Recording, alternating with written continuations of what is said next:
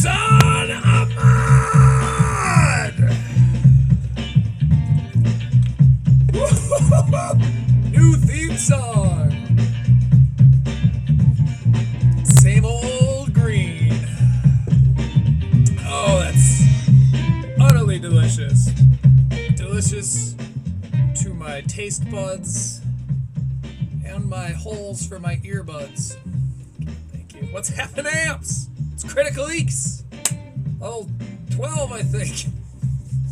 Why do I do levels? Because we're gaining knowledge. We're learning new skills.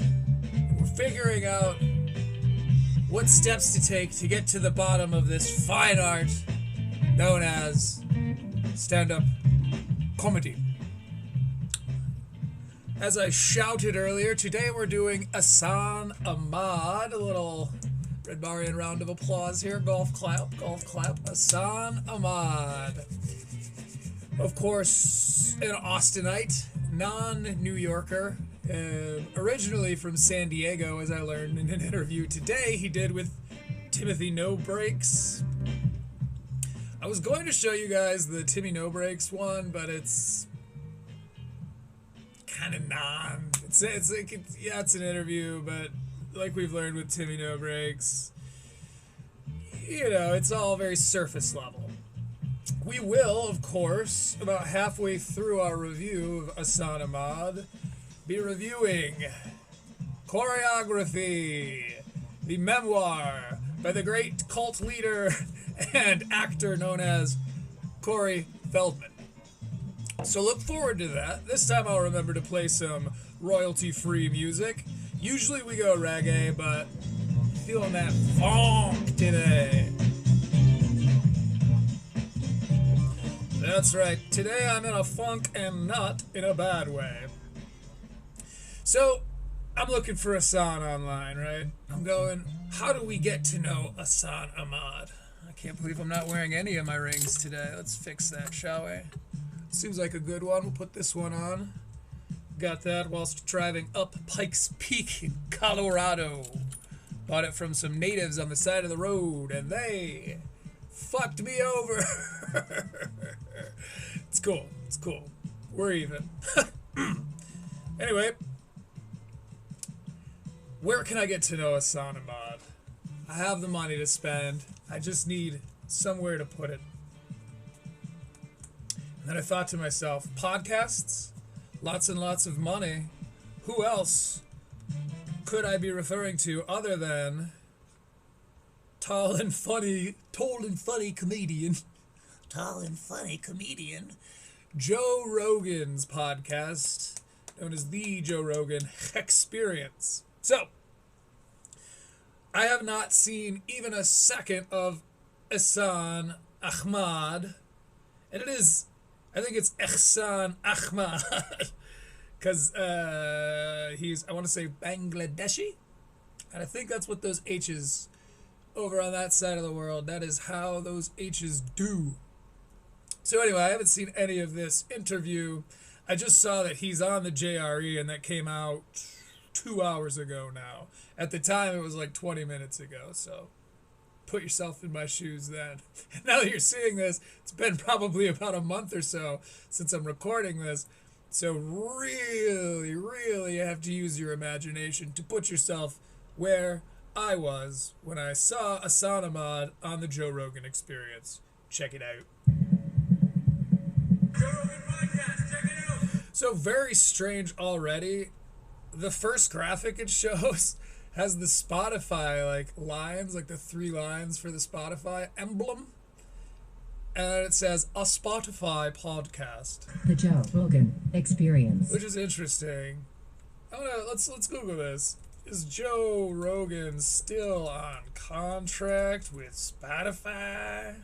Because as you're probably aware, a few years back he was paid like $200 million to stay exclusive to Spotify, but we're watching this on YouTube. But AI Overview says, yes, Joe Rogan is still under contract with Spotify through a new multi-year deal signed in early 2024. But the key change is that JRE is no longer exclusive to Spotify and now appears on YouTube and Apple Podcasts. So it is technically a Spotify podcast. Maybe I haven't seen that before. Doesn't seem like me. Pretty observant fella. Train by day, Joe Rogan podcast by night. All day. All day. Hey, fella. Hey, what's going on, brother? Good to be back, Joe. Good to See ya as always. Yeah. This time I have something to actually promote. Well, yeah. Has he got cornrows or just some weird streaks in his hair? Hey, fella. Hey, what's going on, brother? Good to be back, Joe. Good to see ya as always. Yeah. This time. All right. Little background for me. I like Ehsan Ahmad. It's probably Ahmad, but we're gonna go throaty H's today. Ehsan Ahmad. I like him a lot. I like the solid show that he has with Derek Poston and their producer Valerie. I've covered some of their content on Critical Eeks back when I was still writing scripts. It was The Podfather. You can check out that video if you'd like. It has nothing to do with this other than it's really some of my first exposure to Ehsan Ahmad. And so I'm happy to see him up here. This isn't clearly it's not his first time on JRE. He's said, now I've actually got something to plug. But I'm happy for the guy. You love to see a guy succeed like this. He made it. He's in the big leagues now. This time I have something to actually promote. Well, you're always promoting. So I mean, you're always promoting something. That seems so weird to me. Sorry, I forgot to turn off my fan. Give me 2 shakes. By the way, do you like my top? Came all the way from China. any kind of appearance is sort of a promotion. Right. You're promoting the audience gets to see you. Right. Right. Yeah, sure, Joe. That's what he fucking meant. Right. It was so funny because it got me thinking. So I Way to distract from what he's actually trying to promote. Like, hey, I actually have something to promote this time. And Joe's like, but do you? Or haven't you always had something to promote? started Brilliant take, Mr. Rogan. watching Patrice's Opie and Anthony appearances Let's count how many times I say take today. That'd be 2. It will be more. because there's a list of them on Spotify. And what was so Opie and Okay. Opie and Anthony. Oh, Anthony. Red Bar is Anthony Cumia, I imagine, is that Opie and Anthony. As far as I know, I think Jim Norton is Opie. But I don't know. Right. It was so funny because it got me thinking. So They're like for those of you that don't know, Opie and Anthony was like the Timu Howard Stern. They were also like shock jocks, I want to say, in the New York scene. And I mean, the whole Red Bar origin story pretty much starts out there.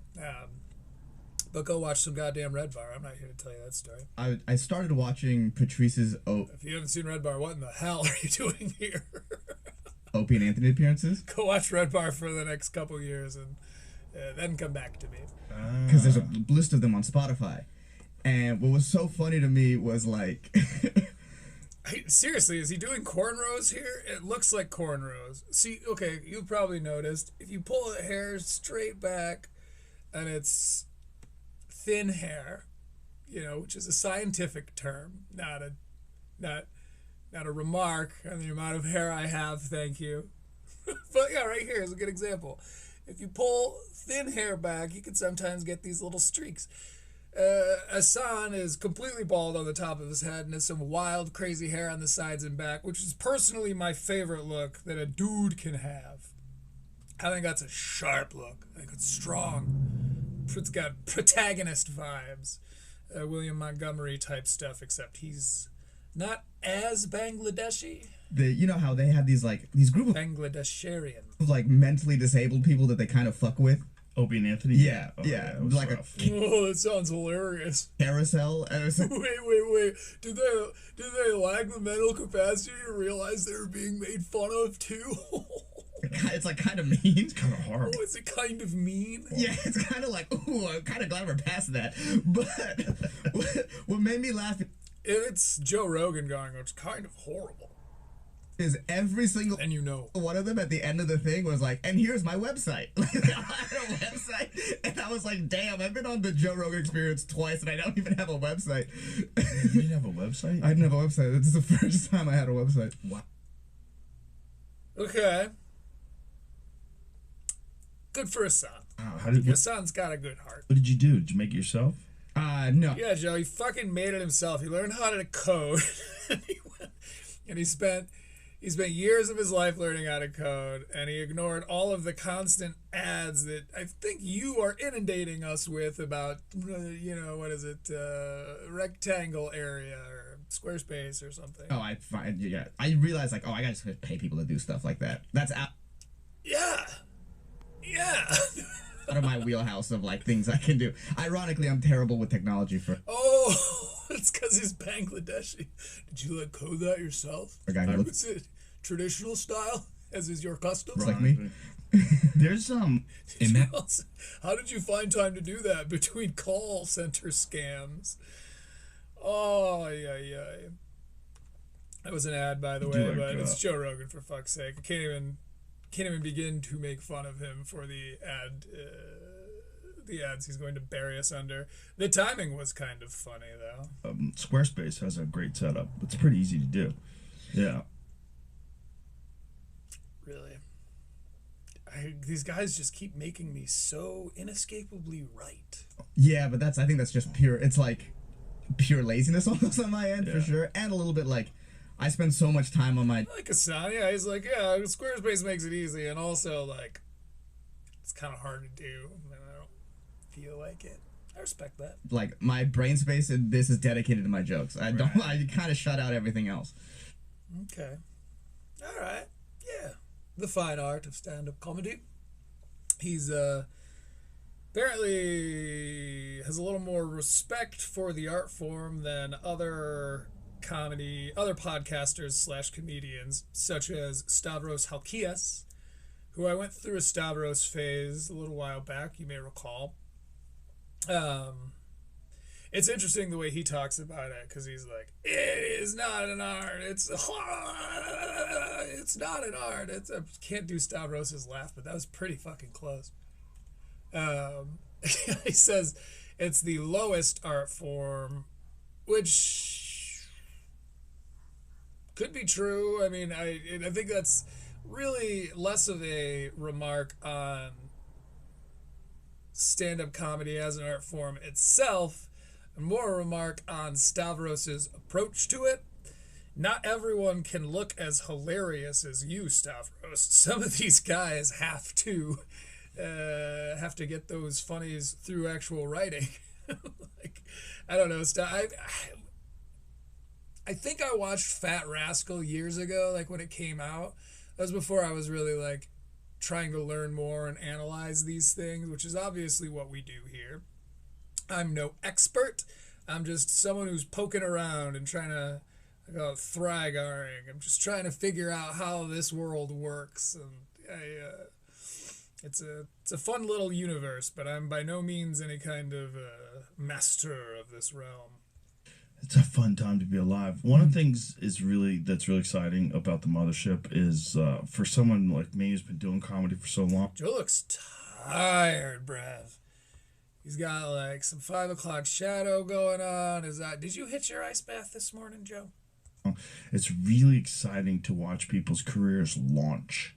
You know, like see guys like Cam Patterson go from getting a spot on Kill Tony to being a regular on Kill Tony to being on fucking Saturday Night Live.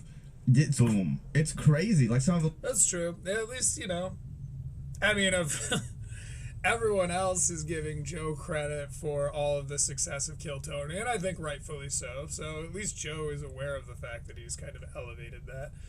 Say what you will about the guy, but he rightfully has a reputation for being someone that, as he grew and is growing and has grown, he brings his friends along with him. I was watching Podcast Cringe's coverage of some Bert Kreischer stuff today, which had me yelling at my phone. Fiance had to come in the room twice and be like, "Are you okay?" Like No! Christina Mariani now just Yeah. like sells out rooms at the Comedy Store all the time. She's killing it. And then you've like paid. She killing it. Like, this Christina Mariani, I think was on. I want to say she was a Kill Tony panelist with David Lucas, and it's no wonder Rogan likes her, because she kind of did the Rogan thing where she was just like, totally. Like, just froze, didn't say much of anything. Peyton Ruddy and like Dylan Carlino, these are just In my head canon, she was on mushrooms. guys who were just at the club and just made a way, like social media wise. And you get to see people get just tighter and better, like McCusker's new set. Like, Oh, he's right. McCusker fucks, dude. He's one of my new favorite comedians, and I would never, ever in a million years have thought that was going to be the case when I started that review. But from the second I saw the rollerblading in the intro, all the way to the very end, I was having a ball. what he did last night, really fucking good, man. Super solid, really fun. It's just like, we got a good thing, man. It's a good thing. Yeah, it's just a fun place to be around. Everyone just working jokes. That's what it is, really. Yeah. It's so funny. There is In this comedy club, such this everyone's just working outside jokes. of the ship about what There's a narrative outside the ship, which is, I guess, what we're calling it now, if you're in the know. Austin comedy is, and it's just really just a bunch of people just doing jokes. The In the comedy scene? Bro, come on. narrative is only with jealous people. Sometimes when we don't have things to say, we just shouldn't. It's not based on any reality. It's not based on people who go there and hang out. Right. Well, it's always these people who love to talk about Austin, but they don't talk to anyone in Austin. It's like there's a bunch of comics willing to hang out and talk to you. Really? I would love to have you, Ehsan. We'll do a Zoom call. I think I've told you this before, but I have a friend of mine who's, somewhat of a philosopher, an online friend. I don't even know what he looks like. We've been going back and forth for years. Somewhat of a philosopher has to be such a huge slap in the face to this person who's definitely watching. But he warned me about this a long time ago. He said, you've created a walled garden. And he goes, and you've got all these friends, and you're all First of all, Joe should be listening to this pseudo-philosopher. supporting each other, and you're all having fun. But there's a lot of people that feel on the outside. Oh, that's not what I thought.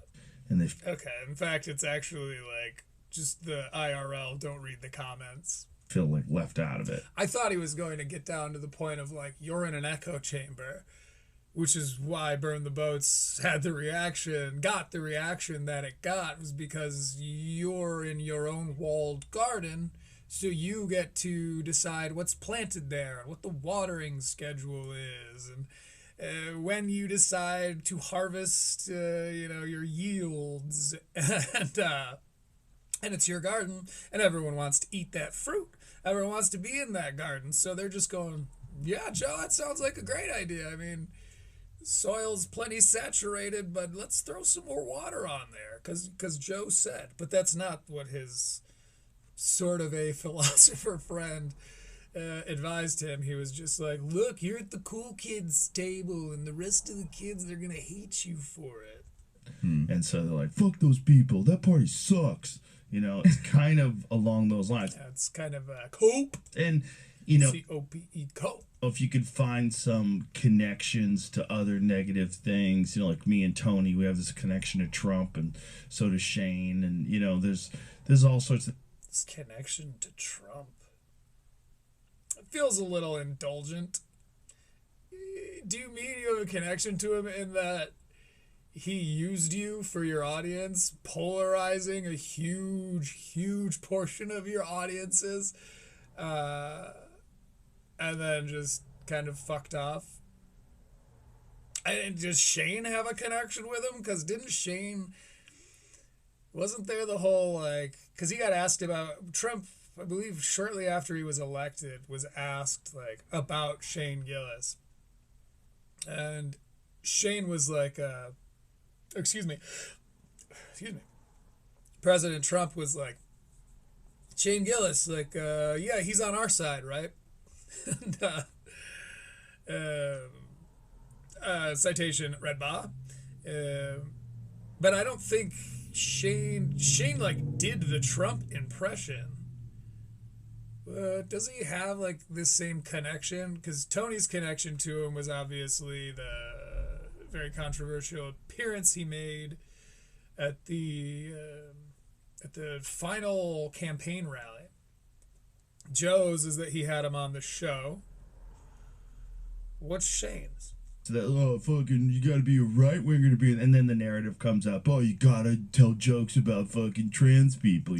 Okay, but let's review the evidence on that one, Joe. Because like you do it first of all. You gotta make room for crazy, right? Right. So all of them, like you're like the big guy. You're like the head.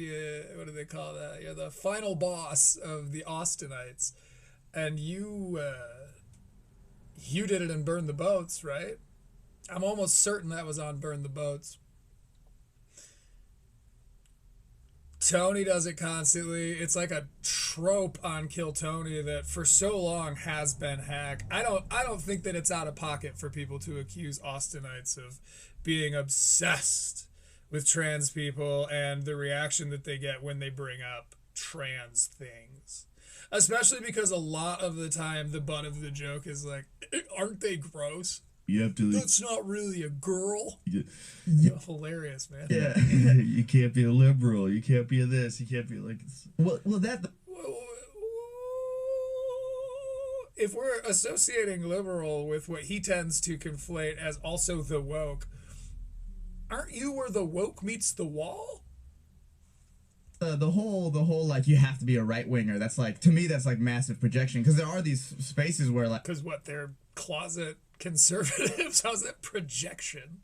Like if you're a right winger in comedy, like there's like leftist spaces that you just can't be in. Okay. Yeah, all right. For sure, you'll get pushed out. Right. You'll get treated badly. More importantly, whereas at the mothership, like that fucking green room, like 80% of the time, it's mostly like progressive people. Progressive people, but you don't want to say liberal, right? Progressive's such a funny fucking word because you can really apply it to anything that you see to be positive as far as change or policy is concerned. It's like, it's such, you know, I bet Stalin considered himself progressive. Yeah. Oh, and Mostly everyone left-wing people. A lot of people, most of the people who work there are mostly left wing. Yeah. It's a place where, but because. Okay, but that's not the environment that you've displayed to us. Because people make it big on Kill Tony by being very, especially a while back, but by being very anti-woke. I mean, fucking Tim Stiefler and David Lucas on their podcast. Like, you can't pull the wool over our eyes on this. Sure, you may work with some liberal people, but that doesn't change what the output of your scene ultimately is. Like, again, we covered this on the Timmy No Breaks episode, but not Timmy No Breaks, Tim Stiefler, boring, self-described boring white guy, accurately self-described boring white guy, was like, yeah, I mean, like, you know, it's just like with the trans stuff, the woke stuff was just like, it was too much, you know? Like, it was like too much. They're trying to change the narrative on us, which is crazy to me. I have to say this. Credit where it is due. There was an episode on Kill Tony a while back where Kill Tony Hinchcliffe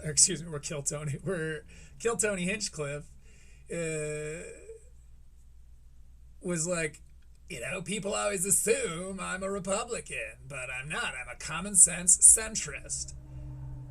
And as a lifelong centrist, I was like, bullshit. Like, I got my next video, fuck you. And I went over, I think I've told this story on the show before, but I went over the last year and a half, so pretty much halfway through 2024, maybe a little earlier, like March of 2024, all the way till now. I went through and I was combing through every line, listening to him talk about stuff, and he never, I could have sworn I was going to have so many, like the idea for the video was to have Tony saying, people think I'm a Republican, but I'm not, blah, blah, blah, blah, blah, blah. And then I was going to follow it up with clip after clip after clip of him being like, well, I'm a Republican. And there were none. There was one, but given the context of it, it was more him making a joke. Like, it could be written off as just a joke, and it was just that one time. I could have sworn I heard Tony refer to himself as a proud Republican, but I was wrong, and so there is a degree of bias that needs to be checked when we're talking about these Austinites, because that is kind of the, especially growing now, narrative is that they're all right-wing. But for them to pretend like, no, we aren't, where's that even coming from, is gaslighting. It's crazy. Right-wing people, I guess, are allowed to be here, or like also allowed to be here. It's all of a sudden this right-wing Nazi haven. But it's like, what does that even mean? Right. Like, Let's hear him out. Right wing? What is right wing? Somebody who bases their worldviews off of vaguely conservative, Republican, Christian values. Like, what's right wing? Are we really going to try to redefine that now just to, like, own your haters? Like, because you don't... Just as a strike to your ops.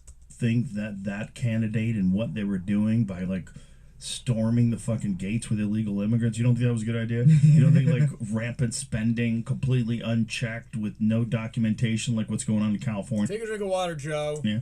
You don't think that's bad? I'm clicking around. It's the worst sound in the world. I think What Tim Walz is doing. I mean, there's so much of it. Why do people think that we're all right wing? Proceeds to just badmouth the left.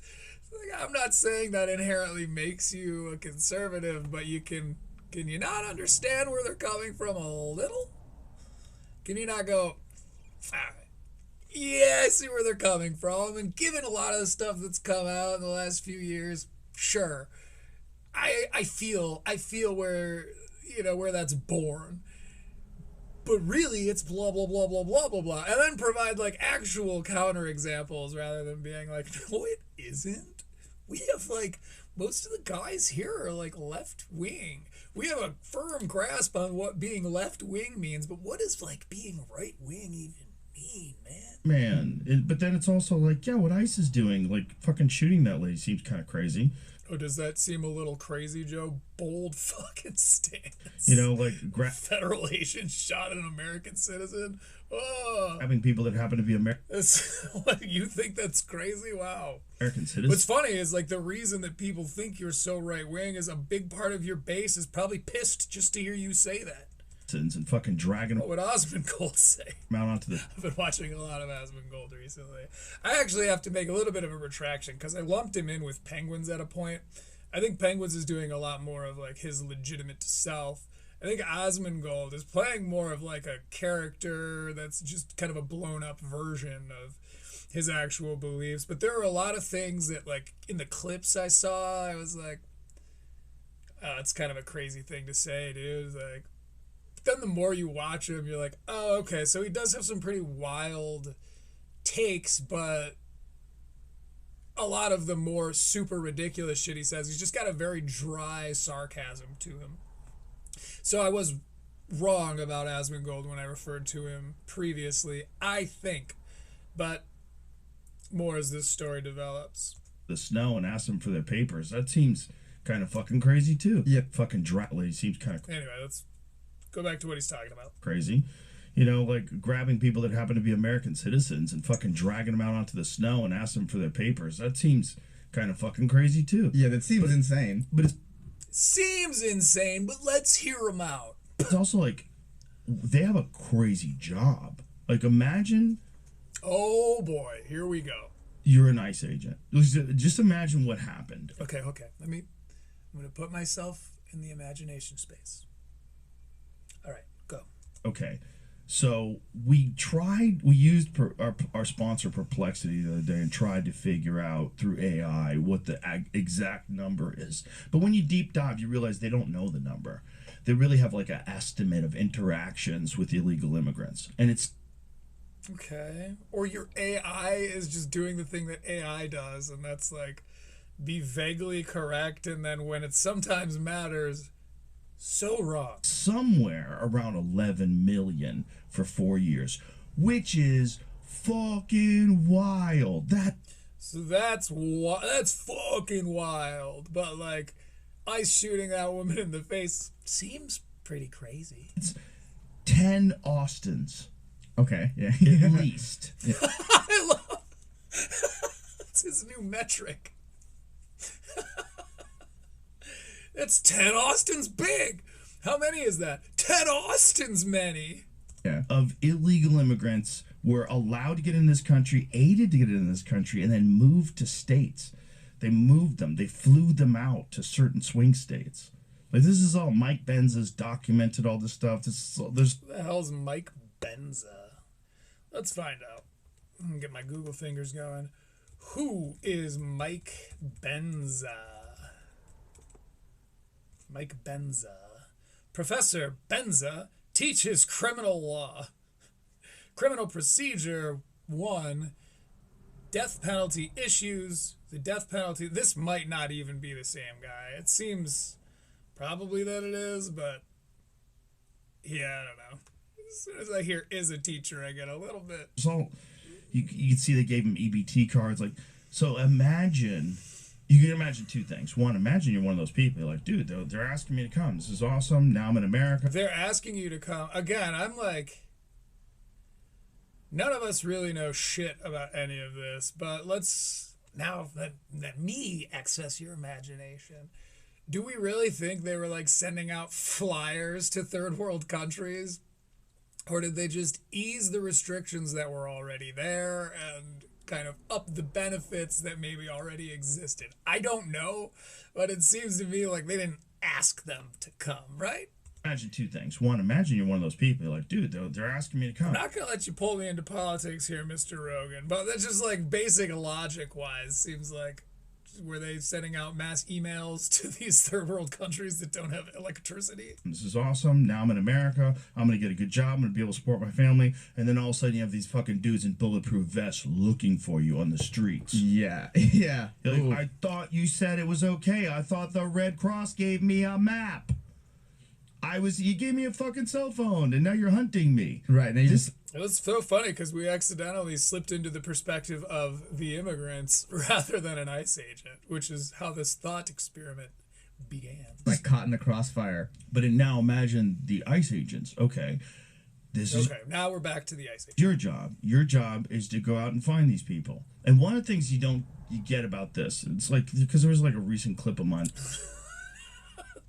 We're trying to get to know Ehsan, Joe. that got like highlighted where I was criticizing ICE. But one of the things that you don't think about when you're into this is just like regular police interactions. The ones that you see online are the horrible ones. So you Okay. This is so funny. Watching him work through this cracks me up. think all cops are horrible. What you miss is the millions of interactions that people have with cops. Like, how you doing today, sir? Good, sir. How you doing? Can I see your paperwork? Sure. Here it is. You in a hurry? It's the internet is the reason people don't like authority figures. The internet did this to us.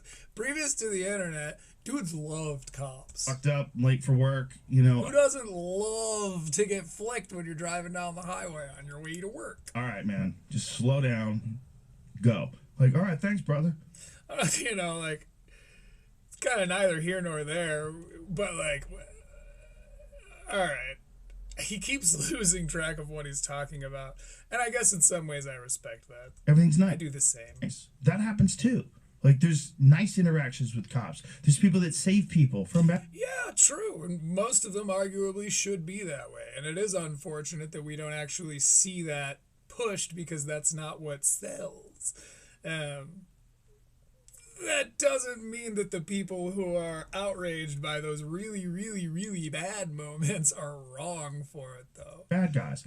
It happens all the time. There's people that are thankful that they called the police and they stopped. 100%. I've been there. Actually, I have a friend who's one of these guys who's very like, oh, there shouldn't be guns, there shouldn't be police, like, blah, blah, blah, blah, blah. And he ran into an issue where someone was on his, some drunk guy was, like, passing out on his porch, and he couldn't get the guy to, like, physically leave. So he called the fucking cops on him. I'm just keeping that one in my back pocket, waiting to be like, oh, yeah.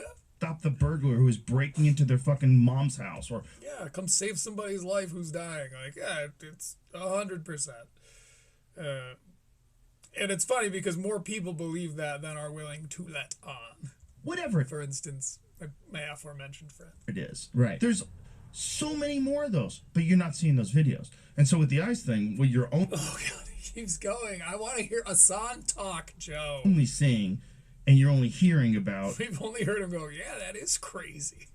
American citizens that have been arrested. Which is classic. I mean, that's not my take to be like, wait a minute, is Joe not a good listener? The lady that got shot. You're hearing about all these negative energy. What you're not hearing about is the number of violent criminals that they've caught. And it's a lot. It's in the thousands. It's not like So too is the number of non-violent offenders. thousands of People that were put in prison for weed. American citizens have been shipped out to other countries. That's Which, to be fair, is not the fault of the officers on duty. When they say, like, oh, I'm just doing the job, man, that is actually true.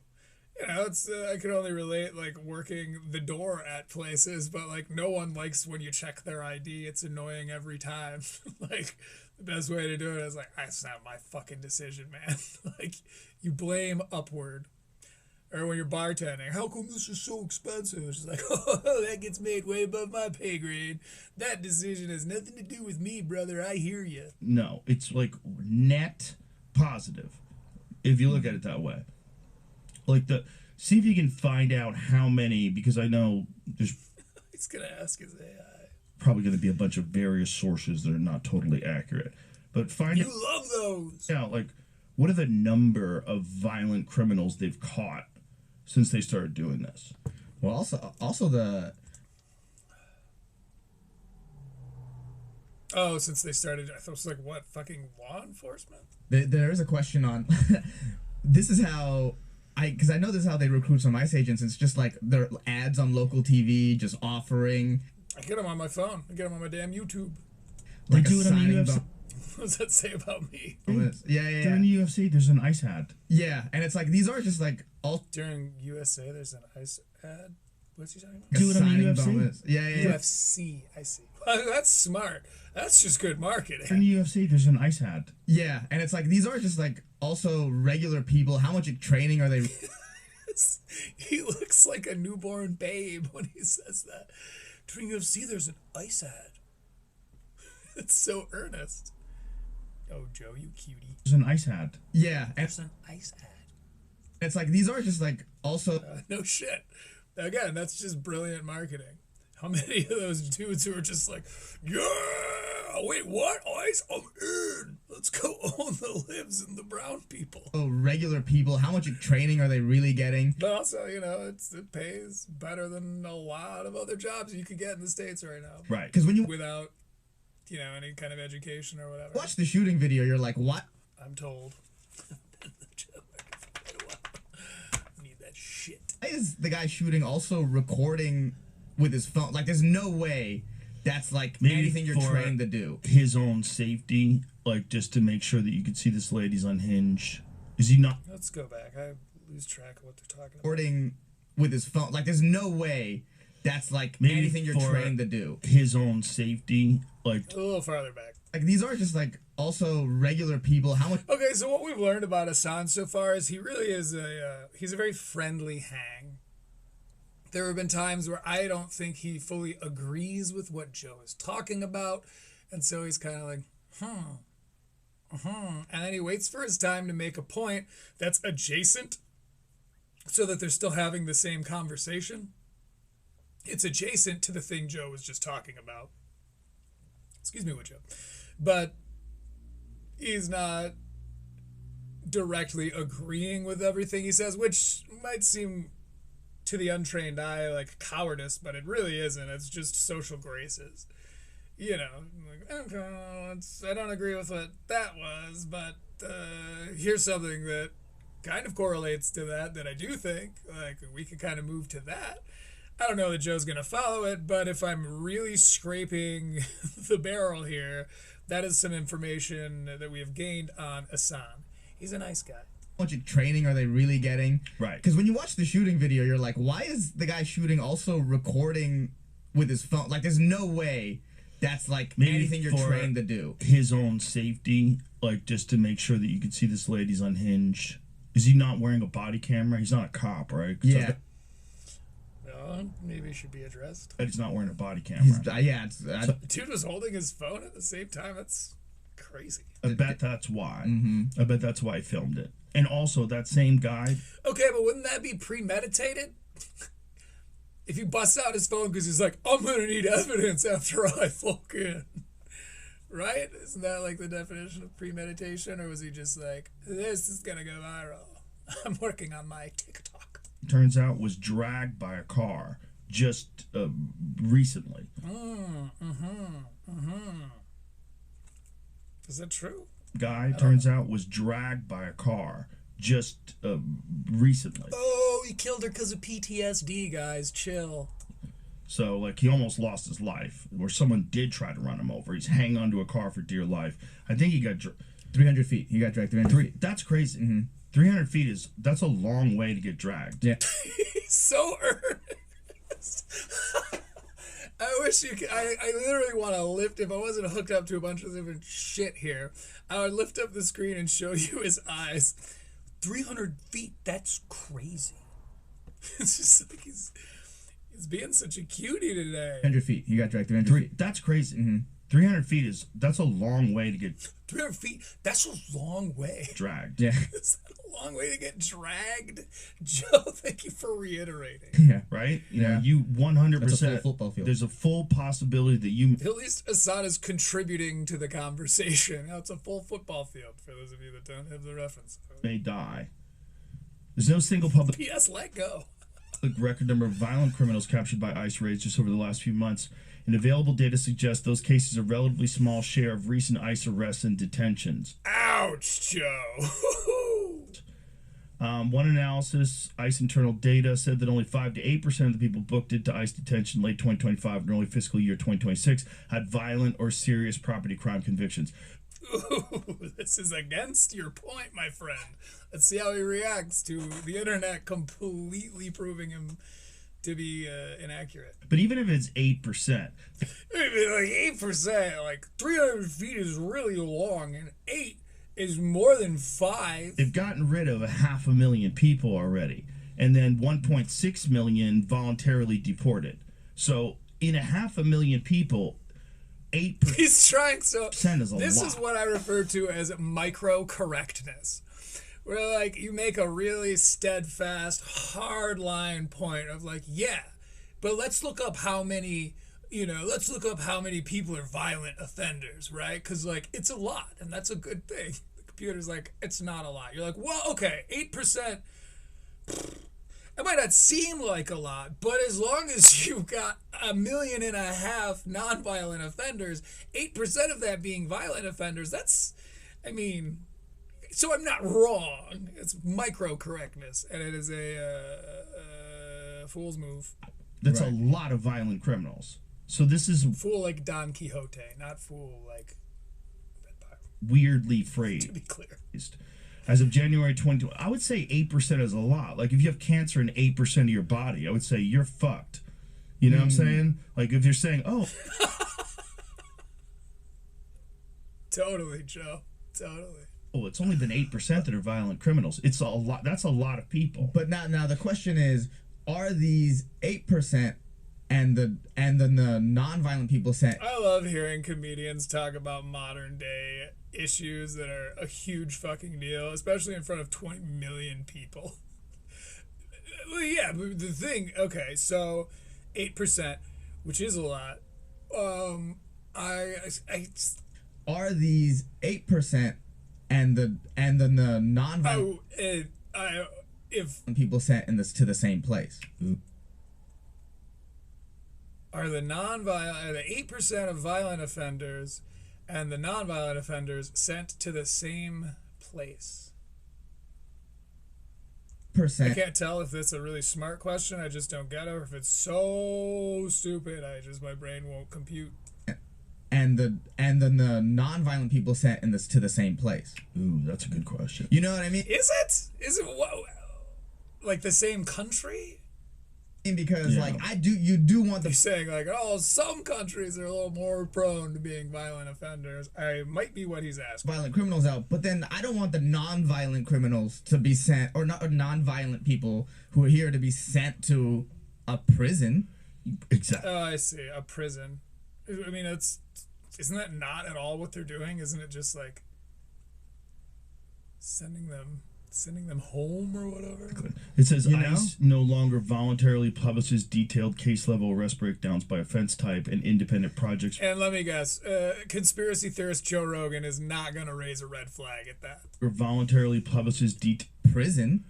Exactly. It says You know? ICE no longer voluntarily publishes detailed case level arrest breakdowns by offense type and independent projects. So imagine if you're a dude. I didn't even finish the sentence. This is not corroborating the point I was attempting to make. Anyway, let's do another imagination project. From Mexico, downs by offense type and independent projects. So imagine if you're Independent projects.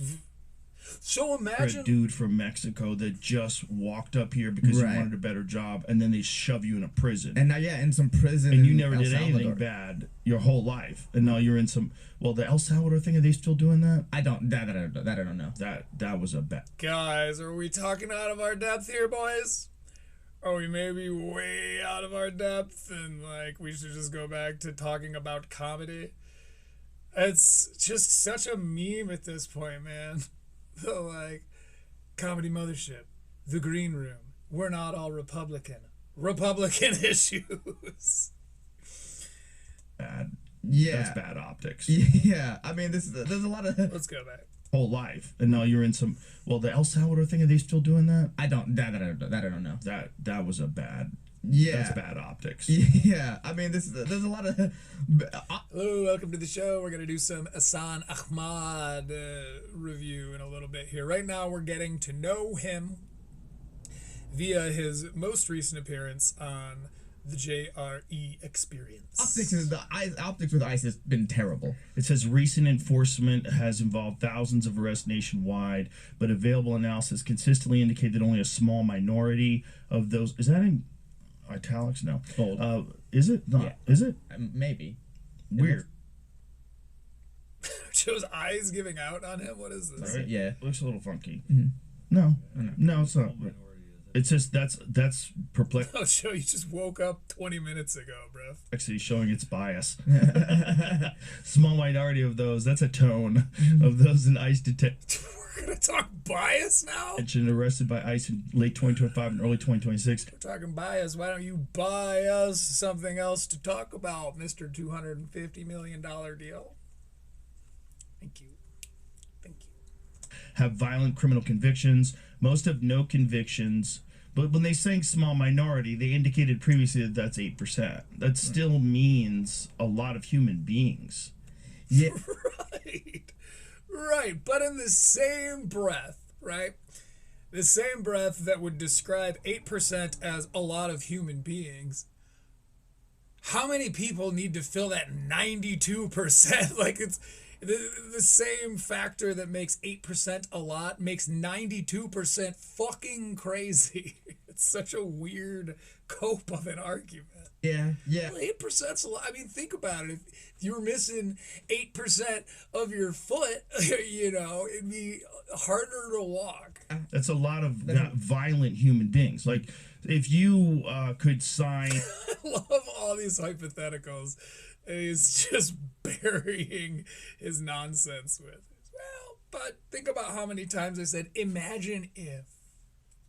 That's a lot of violent human beings. Like, if you could sign a piece of paper that said that, we're going to allow a bunch of people into this country, most of them have no violent convictions, but about 8% of them are monsters, evil, sociopathic, murderers, drug dealers. 8% is a giant ass fucking number. Right. That's a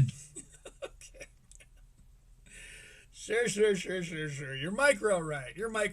giant ass number. Right. The real problem is that they have to do this. This is the real problem. Because the Okay, but let's take a step back. Because whether people think you're right or whether people think you're wrong doesn't matter for my point I'm about to make. Can you at least not see why people think that you're right wing? Can we just suss through some of the cope? Can we crack that little layer of delusion that you're so comfortable underneath and just go, well, yeah, I mean, I get why some people who don't dedicate their lives to listening to the more nuanced parts of my 3.5-hour episodes, I can see why those people, not knowing the full story, might think I'm very right-wing. Democrats did what they did. They did a crazy thing. They opened the border up and told people the border was open, and then when people tried to stop them from doing it, they used court orders. Like, what was that thing they did down in Texas at the border? No, I don't know. Oh yeah, because Abbott tried to put up some like wall or something. They like said that. You can't stop this. Yeah. Which is, wait a minute, we can't stop people from breaking the law? Like, what are you saying? There's a method to stop this? Well, I guess it's technically not against the law if the federal government said it was fine. Right? It's like, what do you mean you can't stop people from breaking the laws? Don't want it stopped? Right. Because the dirty secret is the census doesn't count citizens. It counts everybody. It even counts illegals. So if you live in a community that's half illegal aliens, you get way more congressional seats from that district than if you are in a community where all those people Oh, that might be very true. I don't count. care. It's so uninteresting to me. I think they said that California, if the census did, see if we can find out what the number. You know what? We're just going to do a random jump ahead because I just pray that they're off of this soon. So we're at 1314. Let's go to 11314. Just as a random jump here. 11312. Oh, we hit an ad. Okie dokie. Yeah, I maybe should have screened this a little bit, but I don't know. I kind of like the ad hoc nature of this approach. You get a far more organic version of me. They found on a guy. I spoil quick, but I'm tastier. Was that one of them? No, it's some weird book. And the question is whether or not this book is just complete gibberish and nonsense, or whether it's some lost language. And where it's I don't even know what the fuck they're talking about. But is that really... Okay. Let's imagine that it's not one of probably thousands of lost languages over human history. Let's pretend it's definitely not that. The guy, probably a guy, historically speaking, the guy that sat down and was like, I don't know, dude, I'm just gonna write fucking nonsense into this. I'm gonna write a whole book's worth of gibberish so that in hundreds or thousands of years when people find it, they're like, WTF? Just like that guy's funnier than everyone he's ever had on Rogan combined. That dude rules. really detailed too. Where was it found? Really detailed gibberish. Good question. I don't remember. Published Nabi Cipher, is that what it's called? Published November 26, 2025 in Cryptologia by science journalist Michael He's so cute today. Greshko. Cryptologia. Introduced the Nabi Sounding it out. cipher, which uses 14th century Italian playing cards and dice to encode Latin or Italian text into glyphs mimicking the Voynich manuscripts Voyniches. This Come on, man. cipher replicates key statistical features like glyph. Has Joe ever pulled something up to read and it made him look good? I would love some clips on that. If he's ever pulled something up and not had to struggle through the actual like reading part, and also it proves him wildly wrong or is some crazy headline bullshit. How often does that happen? Because I watch this, I won't call it with any kind of regularity. I'm not like consistently watching it, but especially if I have a show that I want to do on somebody, I'll go like, check JRE, because it really is. I mean, this format for interviews with this particular guy is a good idea, and that's why it's gone so well over the years. Everyone else trying to mimic that, pretending like, oh, Joe says you're just not supposed to care. Just you and your buddy hang out. And it's like, I guess it's been successful for other people, but I do think that's why it hit a plateau a while back, and now it's starting to do one of these because people are like, okay, can we, I don't know what I want, but it's not this. Frequencies, word lengths, Luis J. Gomez believes that structured podcasts are the way of the future, and I happen to agree with him. grammar rules suggesting a similar medieval method could have generated the original. It would be really funny to just title videos Luis J. Gomez, because he said, if you make a video about me, I'm going to watch it. It's just like, start titling them Luis J. Gomez, and there's very little to do with him at all. It would be pretty funny. 15th century text, although it does not decode it.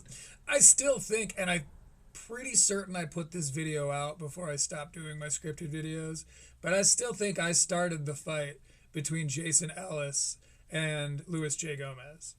Because I added Jason Ellis. I was like, when's the fight with Luis J. Gomez? And he was like, Luis is a friend of mine, and I don't like to hurt my friends anymore. He said, unless it's for a lot of money, then he's not that good a friend. I was like, LOL, respect. First of all, very cool of Jason Ellis to acknowledge one of the lowly underclass like myself. But also, shortly thereafter, within the year, within 6 months, whatever, shortly thereafter, if you think about how many years there are, 1 year really isn't that long. It's the 8%. Anyway, they did it. I want to say Skankfest or some shit. There was actually a fight that went down.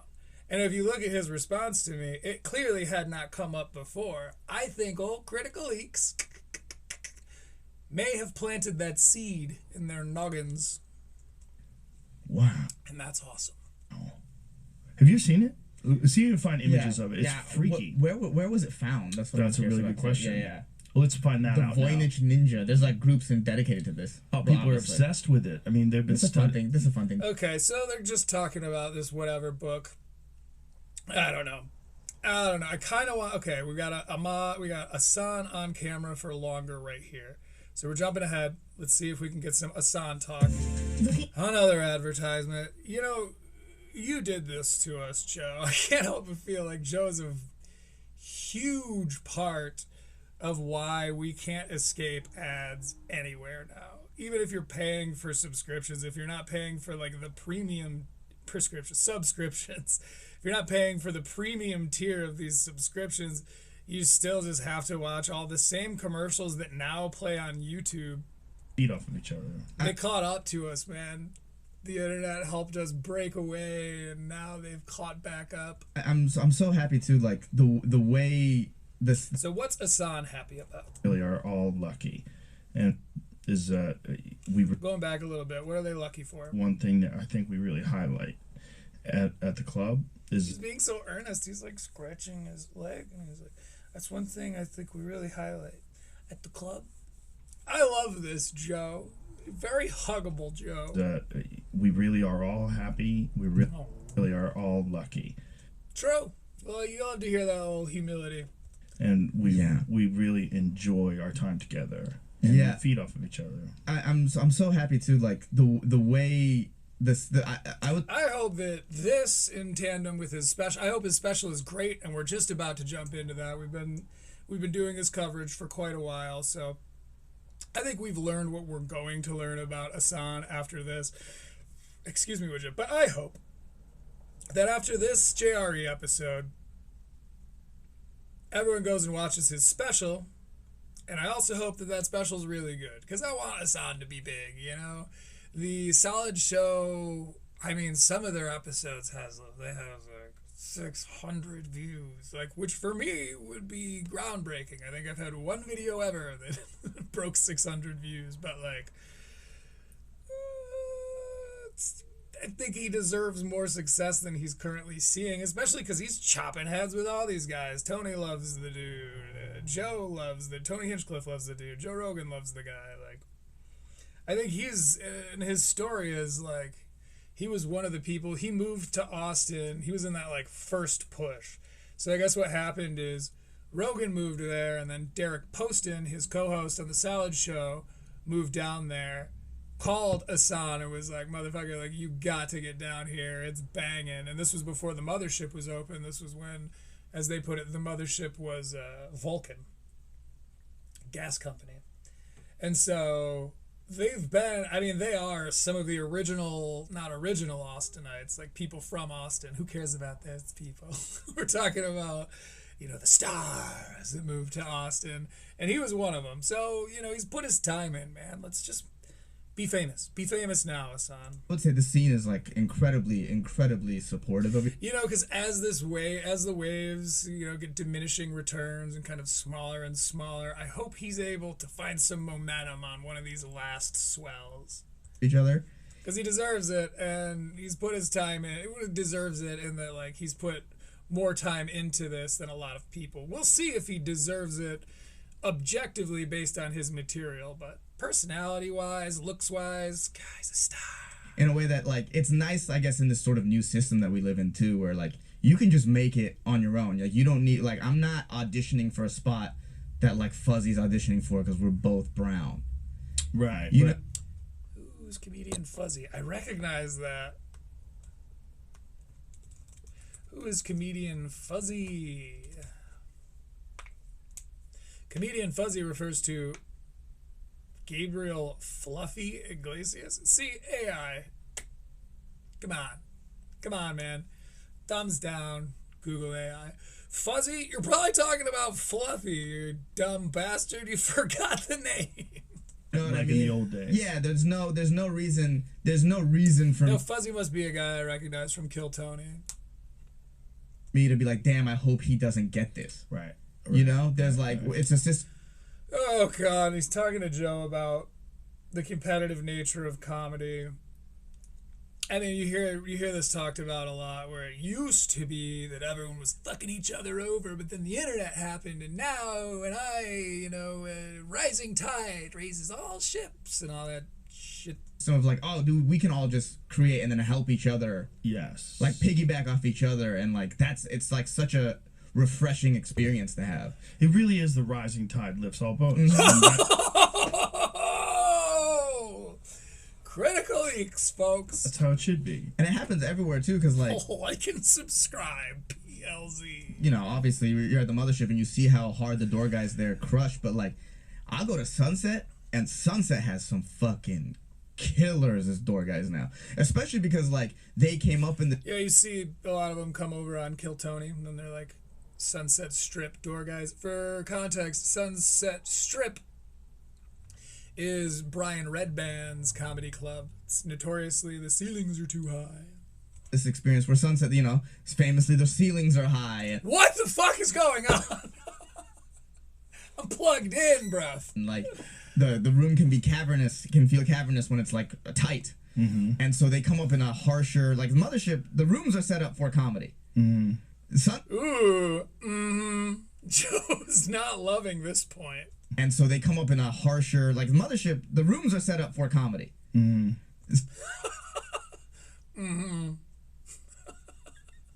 This is not praise. What are you on JRE to do if not praise old man Rogan? Sunset, Who's in a cute mood. it never happened that way. The guy, Right, the guy died Right, because it sucks. So what are we even... before he could make it what he wanted to make it, and Redman came in and just sort of saved it so he can open, at the very least.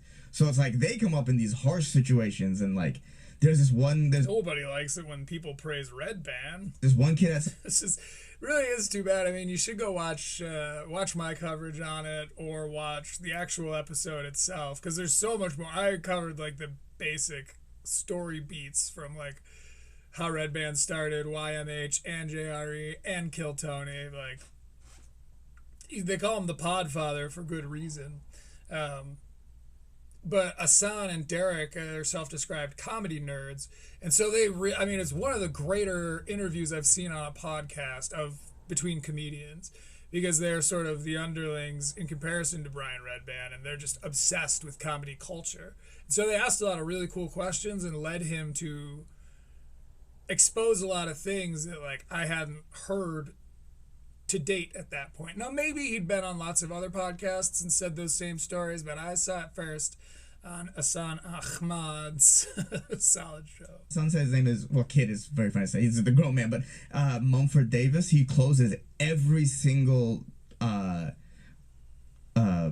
Squad, which is like 18 hours long. So he closes every single one, goes up in front of a tired, beat audience, and now he's just an absolute. You're gonna be really blown away. We're never going to know what absolute he is, because we are jumping into Ehsan's special. Now, a little bit of background here. Let's get some funk music going, shall we?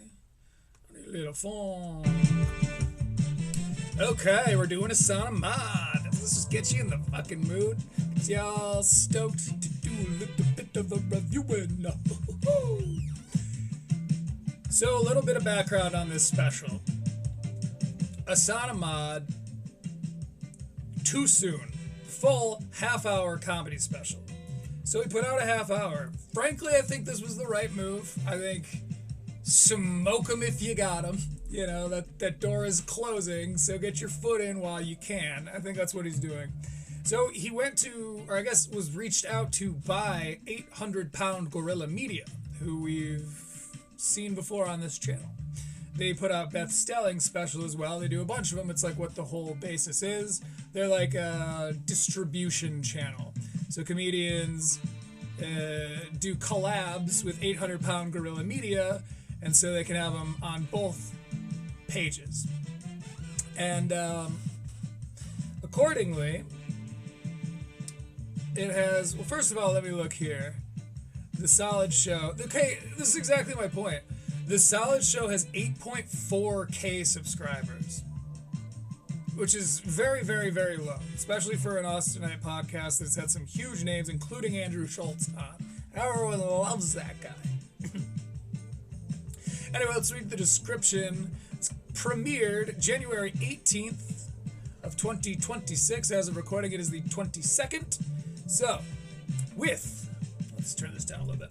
With sharp writing, fearless misdirection, and a point of view that's both brutally honest and self-aware, Ehsan Ahmad's Too Soon is stand-up that doesn't apologize, doesn't soften the edges, and definitely doesn't ask for permission.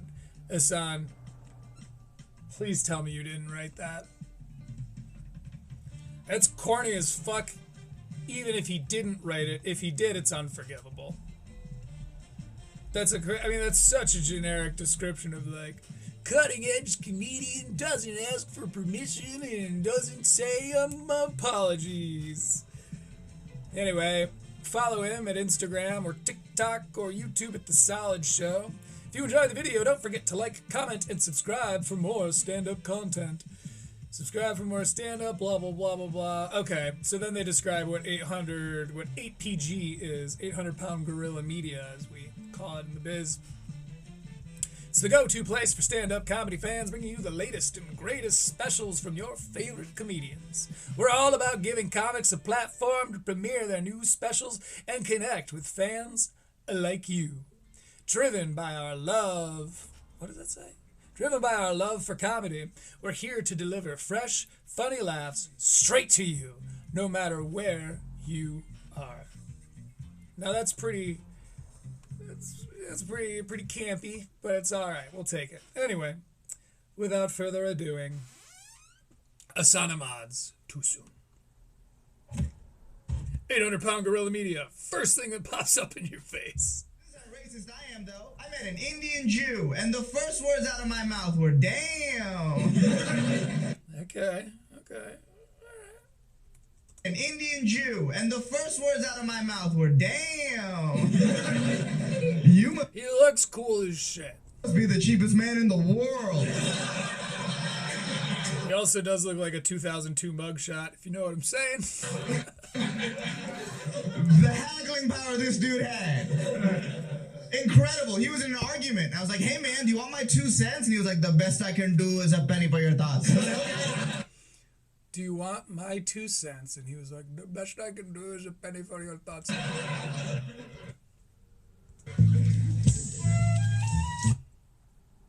That doesn't make any fucking sense. There, I punched it up for you. Bangladesh. Bangladesh. 16, my slang was fresh. Honestly, is like, oh, this kind of is. It's better than just going on to royalty-free music such as Epidemic Funk and just borrowing an intro from some royalty-free, copyright-free bullshit. That's frankly a tasteless move. And as a musician, I'm offended. I would not try. Not this though. This is cool. Spitting hot fire in a sesh. It's been a hot fire in a sesh. On the voicemail like John Tesh. What's Tartesh? On a voicemail like Tartesh? Who cares? We're not covering his shit. We're covering Ahmad's shit. Won't lie, I don't love that cold open. Mostly the penny joke kind of lost me, because, like, do you want my 2 cents? And then the Indian Jewish guy was like, the best I can do is a penny for your thoughts. Like, I get that it's like a negotiation thing, because, like, you know, the Jews are so cheap. Jews be all saving money. But, like, again, I'm nitpicking here, but he was offering, in the story here, these characters, this fiction, he's offering 2 cents, and then the guy said, the best I can do is a penny for your thoughts. I don't know. I feel like that one maybe got the sheet pulled off it too quick. Us yoga browns are everywhere, too. It's wild. I went to Yoga Browns, okay. Canada. It's all us up there. A lot of this going on up north. Doing this. Which is a stereotype I've heard before, that, like, but I guess I don't spend a ton of time around Yoga Browns, as he put that. And it's a little different, right? It's probably, I was just saying, it's probably, the jokes about that stereotype are funny for a reason, probably. It's not one that I'm familiar with. In America, we're like the doctors, Beyond the realm of comedy. the software engineers, the gas station Americans, right? But in Canada, we're their Mexicans. All right. You okay? Do you feel what I'm saying? Like, I saw guys in This audience is a little cold on our boy here. Come on, guys, wake up. turbans doing Didn't you just watch some JRE and listen to him not really able to say much? This is his time to shine. construction. I didn't know that was allowed. And no construction. Oh, I see. They're doing construction because in Canada, Indians are the Mexicans, apparently. I didn't know that was allowed. And no hard hats either. Just turbans and unibrows. Just freeballing construction. Yeah, I mean, the audience is real clammy. I wanted to bring a racist American there just so their minds be blown by a guy in a turban putting a building up. Okay, because 9/11. Oh my God, really? An ad already? My 9/11 joke was better, by the way. Yeah, I guess we can't blame Ehsan for this, because it's on 800-pound gorilla media, and this is how it's worth it for them. Okay, yeah, but they left that out of their description. Driven by our love for comedy, we're here to deliver fresh, funny laughs straight to you no matter where you are. Is it driven by your love for comedy, or is it driven by your complete and absolute inescapable concentration of unskippable advertisements. Is it maybe that? Were there Mexicans up there, man? It's crazy. And the white people up there are mad. The Maple Whites are pissed. Maple Whites, okay. Yoga Browns and Maple Whites is funny. Right now, they're building a Taj Mahal as we speak. Because, like, Taj Mahal, that's somehow Indian, I think. My ignorance might really affect your score here, son, because I don't really get it so far. You know, it's turbans and unibrows, okay. Building up, buildings up. Okay. They got Indian gangs up there. Indian gangs. Yeah, I think one of them is called Geek Squad, I guess. Because Indians be Tekken 3. That's so funny to me to imagine that accent being gangster. Just, you will be putting your hands up. The red dot is also a laser sight, you know? I bet you even their guns sound Indian too. Just padanga danga danga danga danga danga. Okay. Danga danga danga. That's pretty funny. I don't know what's going on with this audience. He's, you know, it's maybe not my favorite material so far, but like, I feel he's performing it well, because what he did was kind of like, so like even the guns sound Indian. You guys want to see my impression of an Indian pussy? Yeah. Okay, this is like one of his classics. He did it on Kill Tony. They say that it burns material when you put out a special, so I guess, like, fine. But also, Ehsan, I know I probably don't have to tell you this, because you probably watched it and are furious that this is how your special, that your big joke went on your special, but you're leaning down too far. What he does is this. You want to see my impression of an Indian pussy? And then he goes like this, and he's got, like, hair way out here, and then there's just, like, the, you know, his scalp, the strip of his scalp. But in this one, he's, like, way down like this. Because I think he's performed it too many times. He's overperformed it, so now he's kind of like, huh. You can't see the good stuff.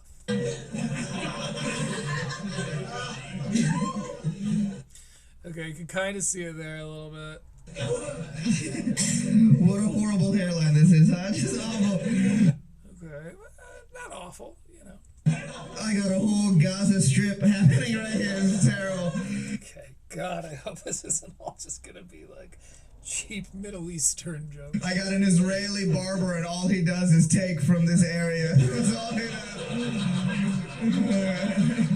And I'm like, Okay, I've got the crowd warmed up. Let's look where Black Rabbit is. I know it's in Austin, but where is Black Rabbit Comedy Club?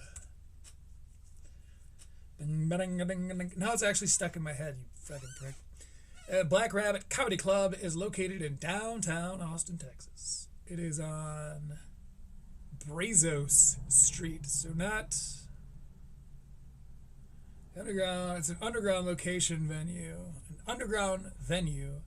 located on 5th and Brad. So 6th Street is the notorious, you know, where all the anarchy and fun stuff is. Yeah, homeless people being on drugs and all that shit. hear him stop, and he goes, his I'm hairline not being sarcastic when I call that fun stuff. was promised to me. I live in a veritable retirement community these days. I would kill for 6th Street.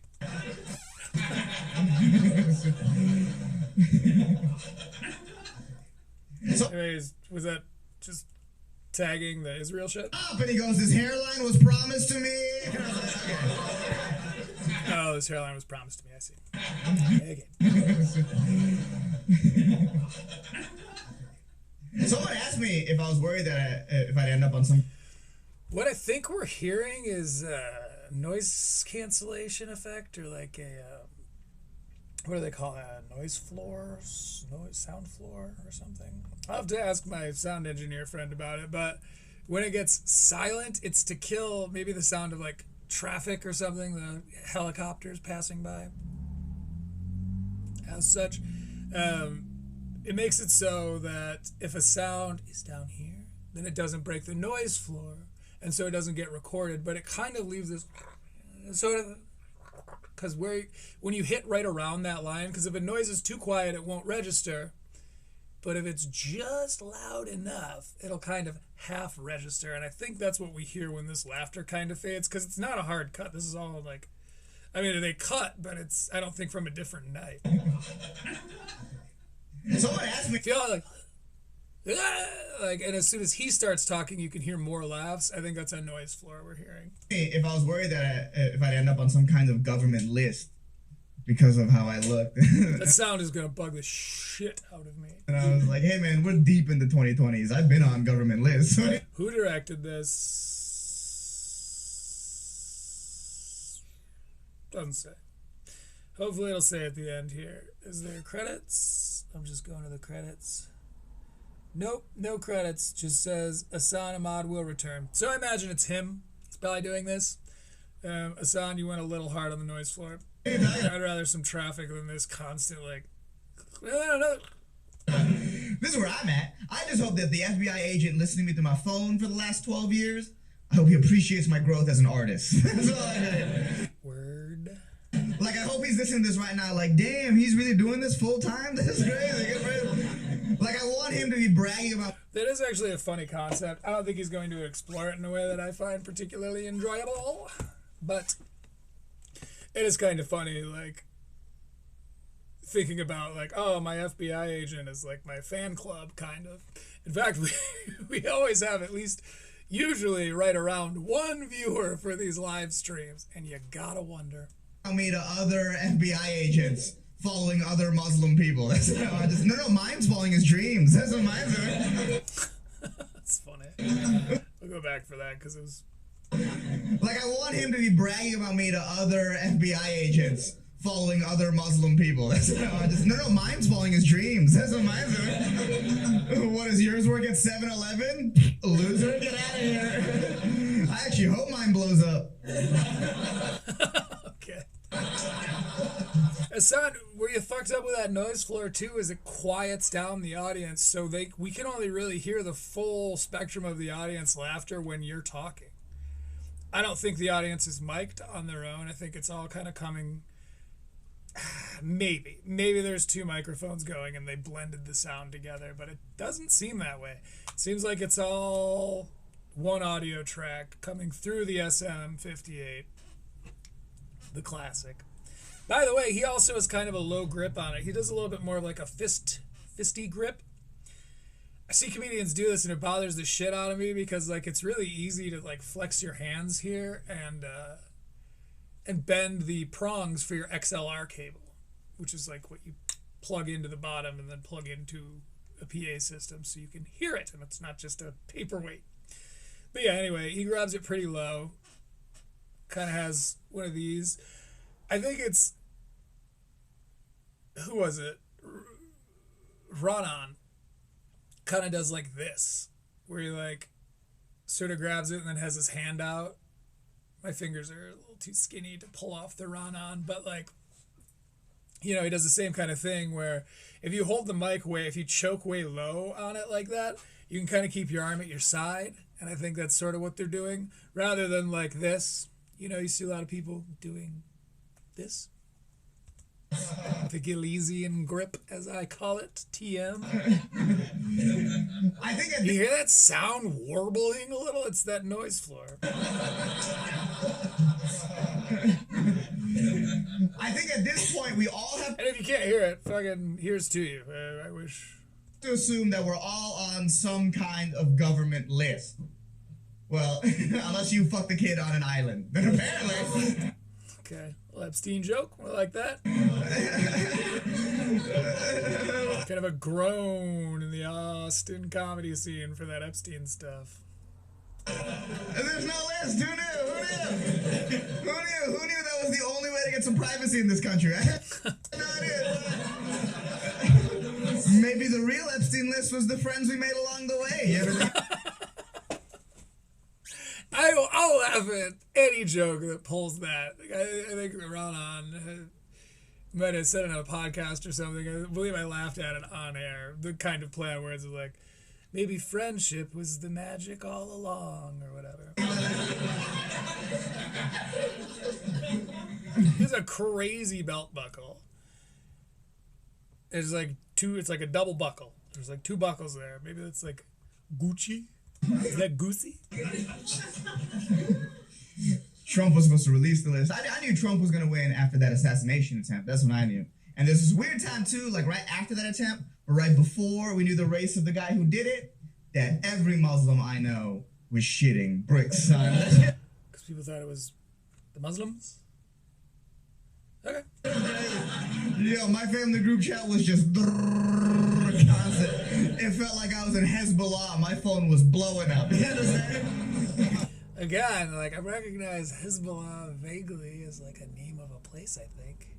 To be honest, gun to my head, I probably would have said some kind of influential, like, world leader. Hezbollah, isn't that the president of Israel? I told you, I'm ignorant as fuck. I don't know any of this shit. Because my cousin texted me, Trump assassination attempt. I was like, oh, fuck. Then he was like, it happened. And I know many of you were tuned in for our mid-show segment, a reading from Choreography, Corey Feldman's memoir. And don't worry, we're going to get to that. But you need to wait it out. Patience, my friends. In a field in Pennsylvania, I was like, shit, we've missed there before. Okay, because 9/11 again. I think that part of the reason, excuse me, would you? Part of the reason we're listening to the audience kind of clam up a little bit, A, is the noise floor, so they're probably reacting a little harder than it sounds like they are. Noise floor is a big one. But also, probably these Austinites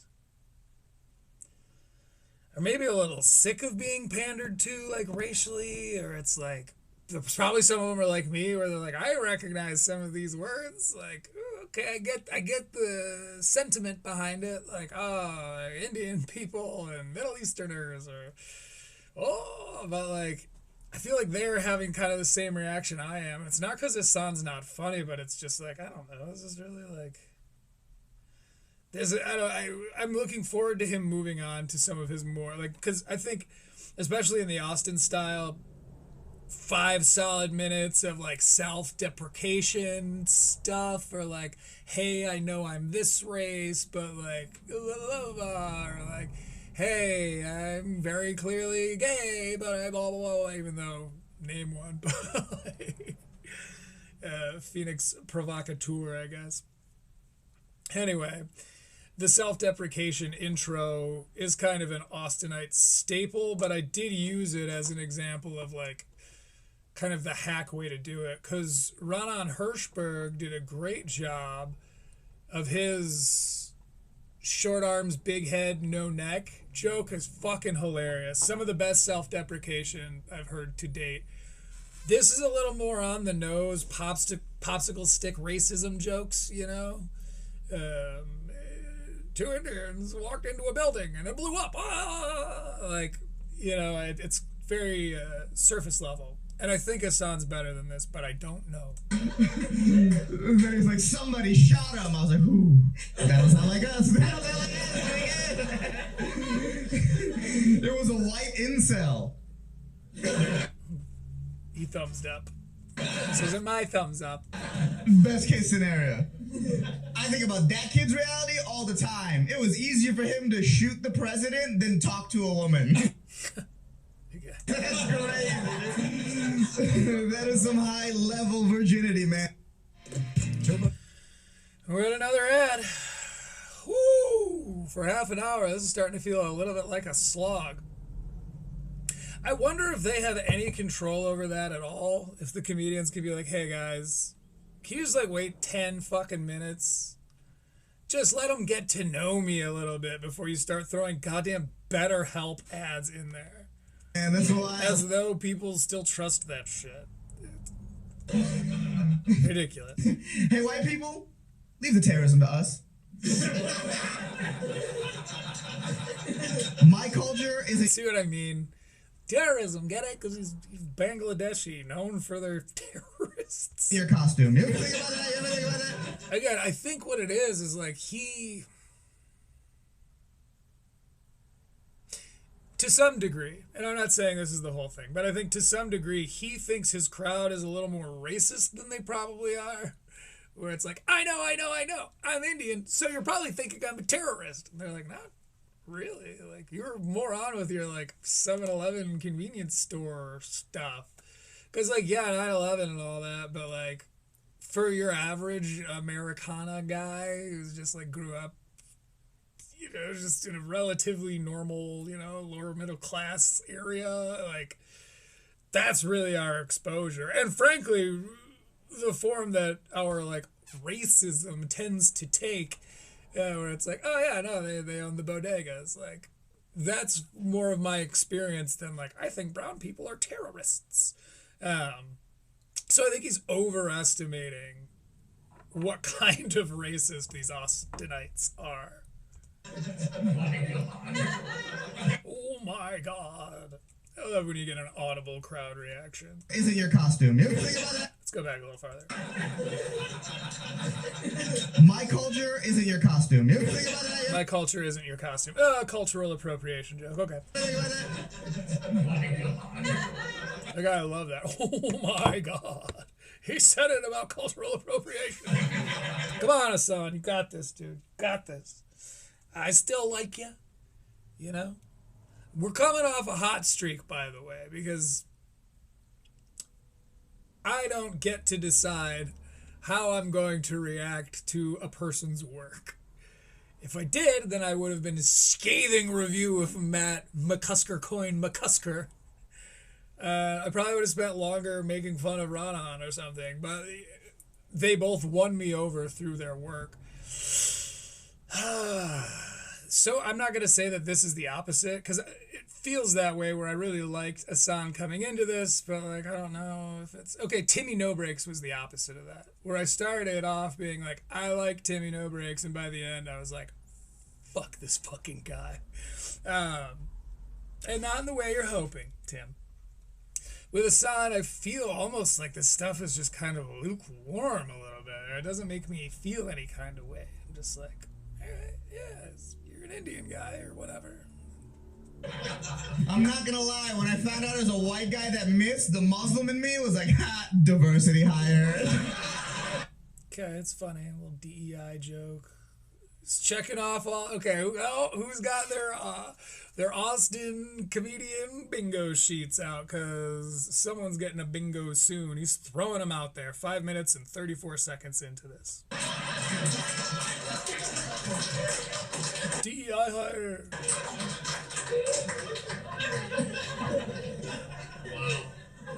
The same guy was like, wow. Wait, pipe down out there, please.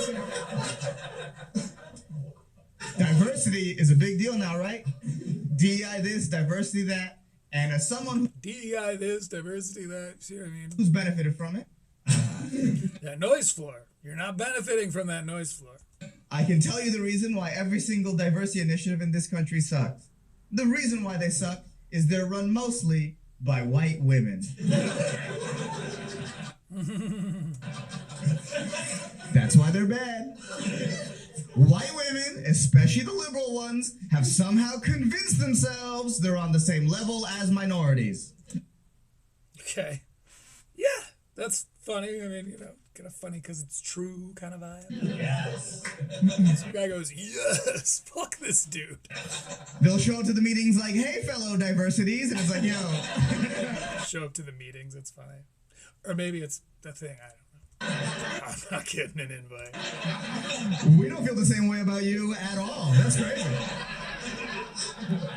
By the way, do you like my new mug? It's shaped a little weird, but it's handy because I know exactly how much Mio I'm drinking. You can't fool me, white ladies. I see you. I know every liberal white woman is a hot tub away from being conservative. You cannot fool me. Every liberal white woman is a hot tub away from being conservative. Maybe he'll go on to explain. I'm I'm gonna need an explanation. Because here's the racial power rankings. Here's how they work. Okay. Well, we moved right on from hot tub. What does he mean by that? Let's go back. You can't fool me, white ladies. I see you. Can't fool me, white ladies. I see you. I know every liberal white woman is a hot tub away from being conservative. You cannot. Every liberal white woman is a hot tub away from being conservative. So what, like owning a hot tub or something? Or like, oh, if I could own a hot tub, then I'd be conservative. Fool me. Because here's the racial power rankings. Here's how they work. They go white. Yakuza trading. Oh, 800 PGM. What are we doing here, bruv? It's another goddamn ad. This one's got Batista and Aquaman. Or brown Aquaman. My name is Whitney Allen. Apparently Whitney Allen, whose her husband died. That's kind of rough. Sorry, Whitney. Hope things get better for you. Try comedy. And what? Try comedy. Hassan's not going to like it. But Racial power rankings. Here. here are the racial power rankings. They're long awaited. Here's how they work. They go white man, white women, dog. Everyone else. That's how that works. Bravo, Hassan. Bravo, bravo, bravo. Now that was some, what do they call it? Cutthroat subversion of expectation. What do they say? Fearless misdirection. Now that's some fearless misdirection, my friend. And you're like, Fuck yeah, Hassan. Funny joke. oh, Hassan, you're not lower than a dog. Oh, am I not? What's easier to get on an airplane?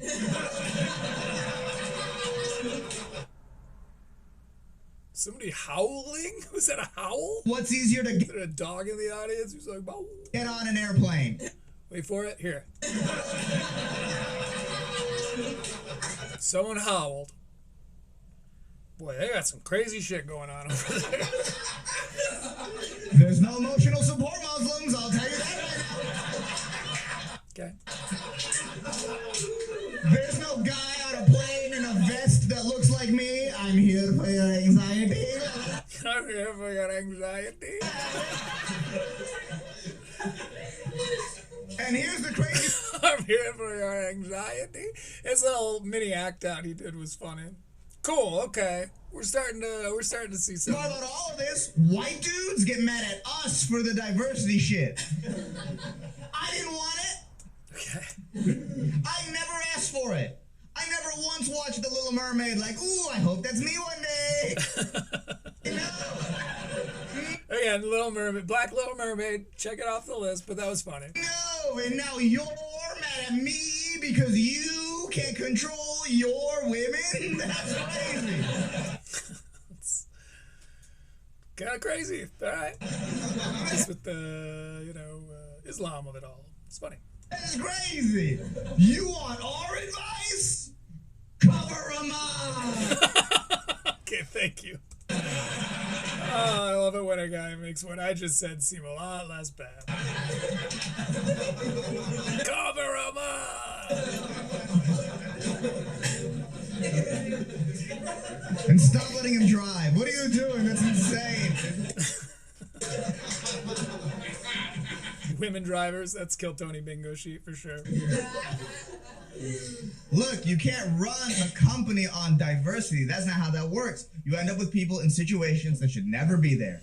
LA had those big ass fires, and a couple weeks before the fires, their lesbian fire chief was asked in an interview what her number one priority was. Oh boy. And she said diversity. Not a banner moment for the DEI crew. If you're a firefighter, Okay, that's another thing. I'm going to keep talking about this fucking noise floor. For as long as it's a constant, as long as it's my problem, I'm going to make it our problem. That's what we do here.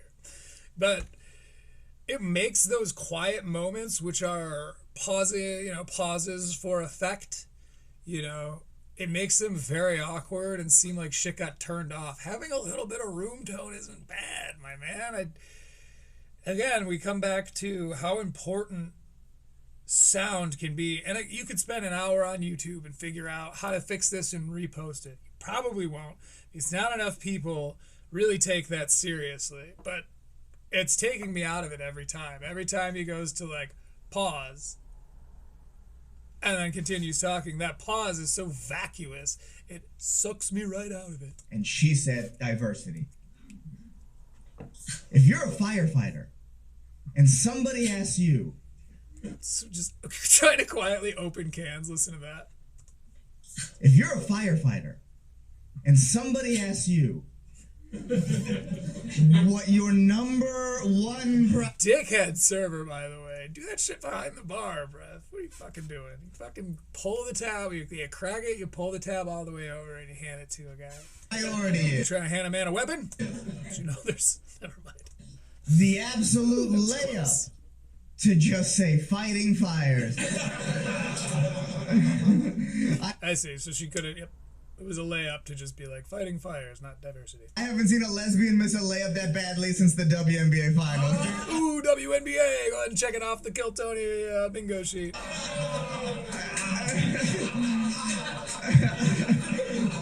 I was like, damn, dude, who's the fire chief? Angel Reese? How did you handle that?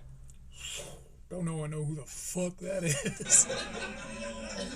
Alright, I'm gonna play some funk music while I go hit the restroom real quick. Have me a quick piddle. But don't worry, the royalty-free instrumental funk party mix 1 hour royalty-free music is here for you when I am not. Enjoy!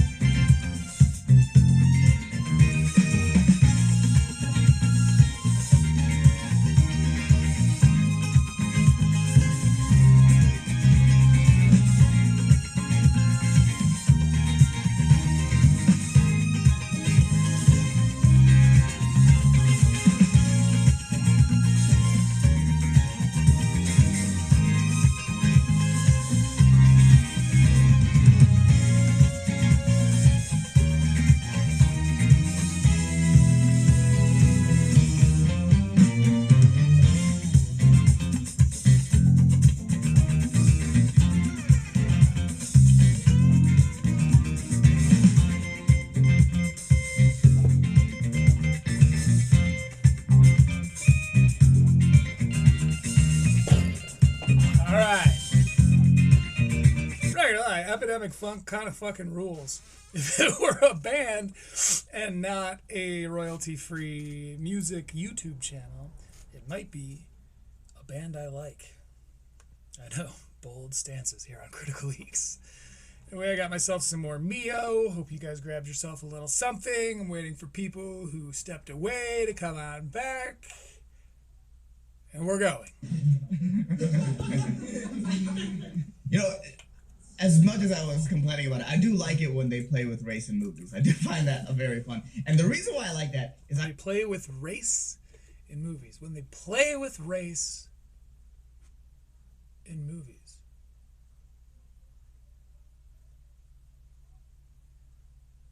Goddamn youths out here. Go do your homework. Pipe down out there, you children. I grew up in a town in California called Cupertino, and Cupertino is... Get into some extracurriculars. Too much spare time on your hands. As much as I was complaining about it, I do Shouldn't you be sharpening a pencil? like it when they play with race in movies. I do find that very fun. And the reason why I like that is I grew up in a town in California called Cupertino, and Cupertino is like 90% Asian, 10% white. So we grew up in California. Oh, people are fighting. Give me a sec. Fuck you both. Shut the hell up.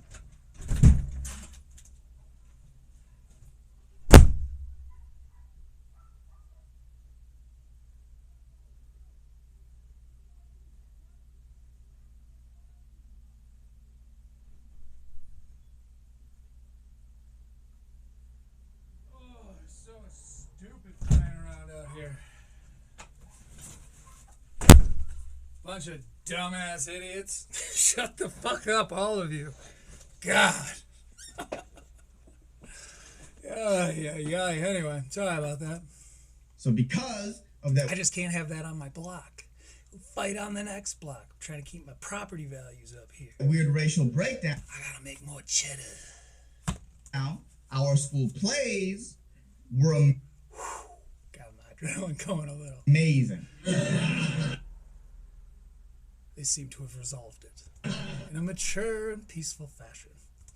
Fuck you, come fight me. Fuck you. My Those guys rule. junior year, we did The Sound of Music. And some people already know. For those of you who don't, The Sound of Music has a lot of Nazis in it. Okay, let's go back a little bit because I guess they were always talking about playing with race in movies. That's right. Weird racial breakdown, our school plays were amazing. My junior year, we did The Sound of Music. Oh, okay, I see. Because you grew up in like a very non-white area in California. And some people already know. For those of you who don't, The Sound of Music has a lot of Nazis in it. And you have not lived until you've seen an Indian kid in full Nazi uniform heil to a Japanese kid Okay, that's funny. who heils back. And everyone watching is just like, yeah, this is art. Yeah, this is art. All right. And by the way, Japanese, not Japanese American. So this kid was up there like, Hitler. Okay. By the way, Hitler, that's on the Kill Tony bingo list. And he was the best actor in the play. I believed him. So yeah, let's start playing with race in movies. That's way more fun. Think of the possibilities. New Ariel, black. Next Harry Potter, Mexican. Okay. Expelliarmus, cuz. It's Billy Armis. Next Gandalf, Down syndrome. Let's have fun. What are we doing? Okay. There's no rules. Next, let's get AI into it. Next Peter Pan, Jeffrey Epstein. Why not? Okay, yeah. Welcome to my island, Wendy. Like, come on. At least the Thriller. They say that. See how it cuts off that sound at the end there? You need those little chuckles trailing off to kind of, because he's feeding off of those trailing off chuckles, right? Like that's kind of fueling him, giving him momentum into his next bit. But we can't hear it, so it sounds like an awkward pause. It stops just barely too soon, but it is too soon. That Diddy Oh, too soon. is the LA Epstein, and that's That's the title of it. so Hollywood to already have an all-black remake. That's crazy. And it's gay too. They have no new. Say back. that Diddy. Going back a little bit. At least the Thriller. They say that Diddy is the LA Epstein, and that's so Hollywood to already have an all-black remake. That's crazy. Okay. Okay. And it's gay too. They have no new ideas, huh? I mentioned Harry Potter earlier. People hate J.K. Rowling, the author.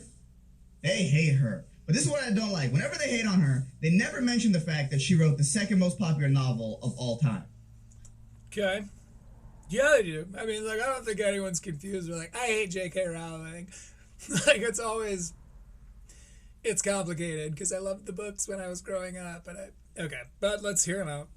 Let's suspend our disbelief. Of all time, the only thing that sold better in all of human history than Harry Potter is the Bible. That is it. You understand? Is the Bible a novel? You know? Be technically like an epic or something? The only better storyteller is God himself. You. Oh my god, these ads. These ads, though.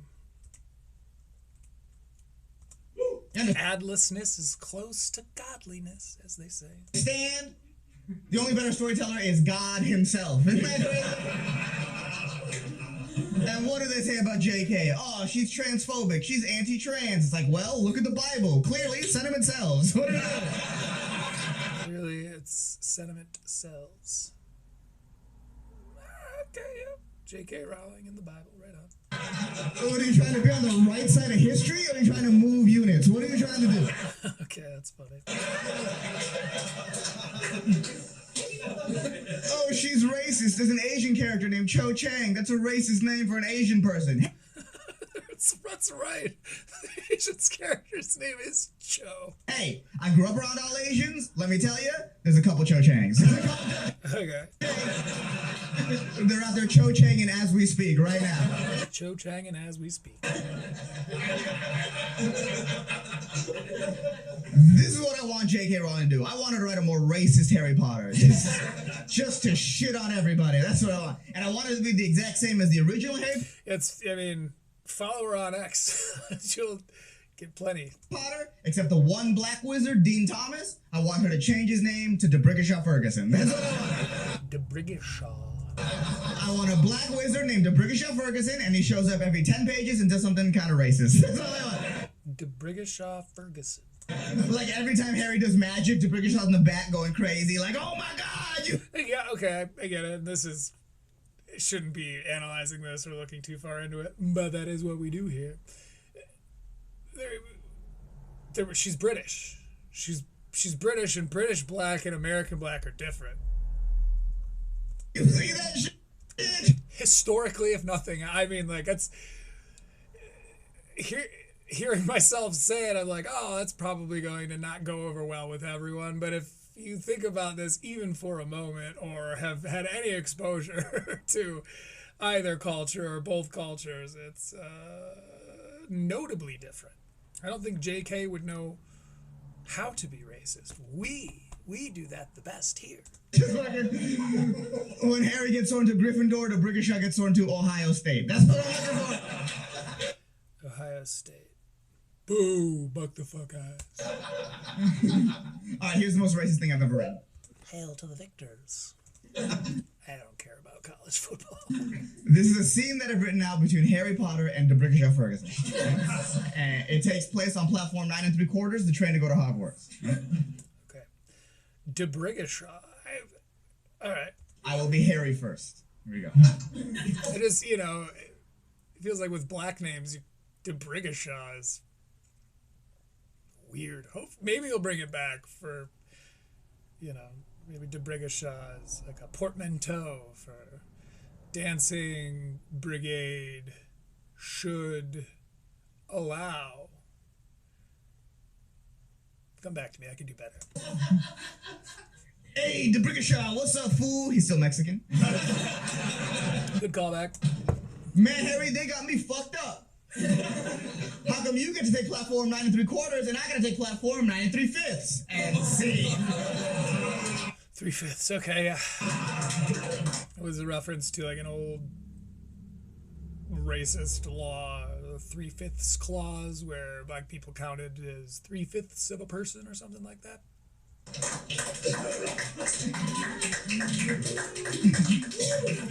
I mean, that's got to be 6 or 7 people all just kind of like, yeah. My phone just gave me a goddamn ad, a notification for another Twitch thing going on. Read the room. That is a joke about the American Constitution. Constitution. And if you didn't like it, you're a communist.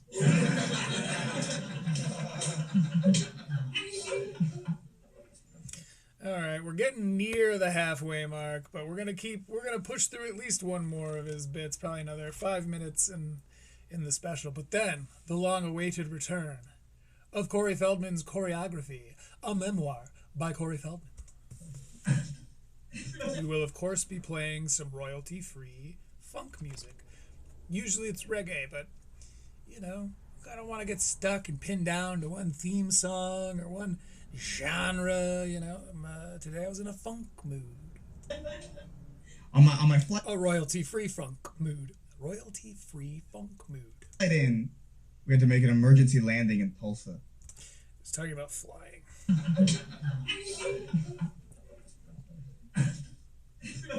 Long pause here. Maybe this is kind of his little act break. Because we're 13:27 minutes into a 29:26 minutes special. No numbers. On my flight in, we had to make an emergency landing in Tulsa. And the flight attendant comes over the loudspeaker and goes, "Ladies and gentlemen, we have to make an emergency landing." And the way everybody's head Looked at him. slowly started turning to me, I was like, still got it. Still got Okay. Did we go right from Harry Potter into that? Was Harry Potter, long pause, this? landing in Tulsa. And the flight, and if you didn't like it, you're a We're going back. Oh, okay, the 3/5 joke. communist.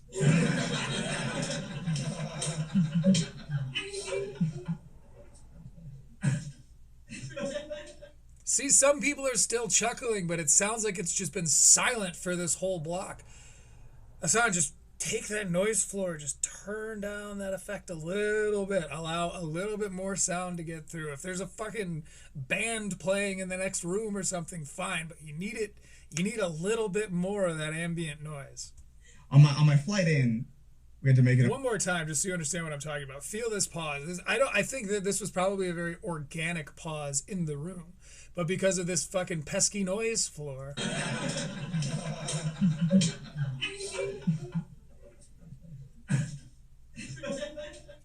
On my flight in, It was like 5 solid seconds of just what seems to be awkward silence and clearing of people's throats. we had to make an emergency landing in Tulsa. And the flight attendant comes over the loudspeaker and goes, "Ladies and gentlemen." And again, I get that he was pausing because he's kind of getting into his second act, if this is a 3-act structure. But it didn't translate that way. It just kind of came off really awkward.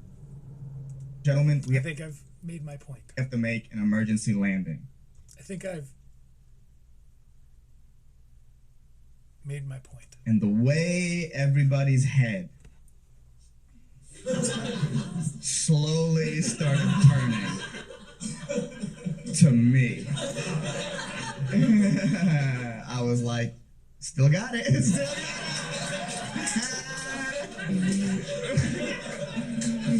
It made me feel really good. I'm not gonna lie, it did. Okay. It did, because I'll be honest with you guys, it's been 4 years since I've been randomly selected. Yeah, I think I've lost my touch. I really do. I look at airport security now the same way like a retired athlete looks at a field. Just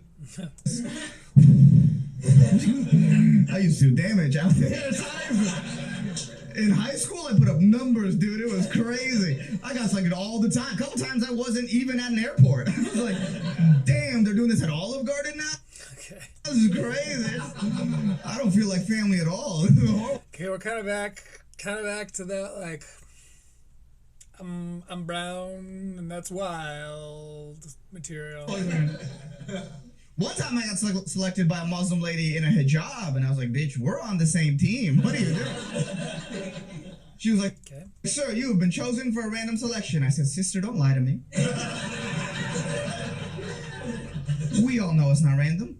I was gonna say I had a similar. This was, I think, my first time flying alone. I was 17. Big, sweet, thick dreadlocks, bunch of string all wrapped up in them. I looked pretty cool, but I was leaving, probably Detroit or something, and they came up to me, or I was going through the security or whatever. And they're like, "Sir, you've been randomly selected for further screening." I was like, okay. It's weird, but sure. Kind of knew what was going on at the time. But then, as I was leaving Denver, the same thing happened. And I was like, "Are you sure it's random? Because this happened to me on my way out here, too." It kind of makes you wonder, the dreadlocks and stuff. This is back when, like, weed was illegal, so dreadlocks meant you were probably, like, a criminal, rather than now where it's just like, oh, he's a stoner, and that's totally fine in the eyes of the law in most places. And that's okay. What a horrible way to look for a terrorist. Randomly? Really funny point.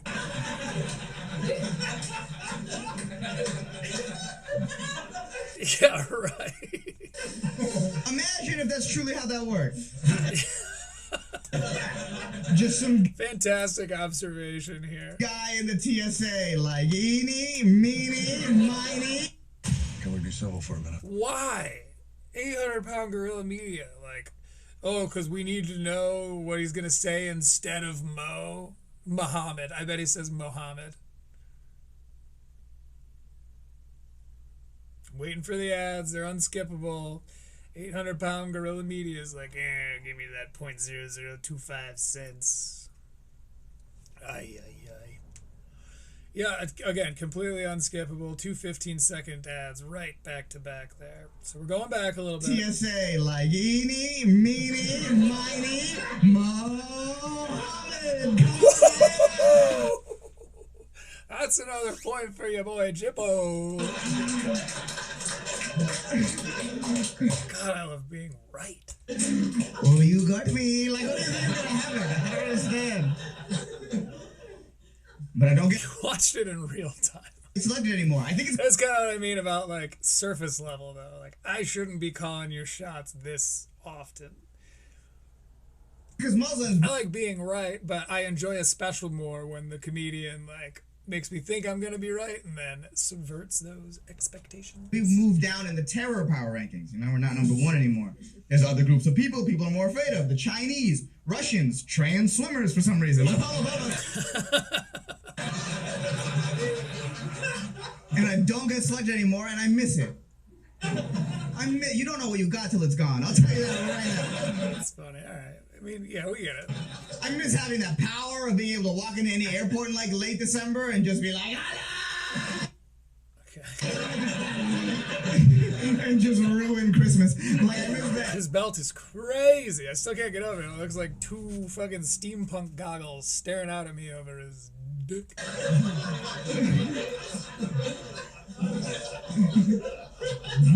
All right. That's 16 minutes in. Do you know what that means? Because I bet you do. That means it's time for another reading of Corey Feldman's memoir, Choreography. So, we made it like a page into the intro and then decided to skip the rest of it because it was a little depressing. But it was about how his friend Corey Haim,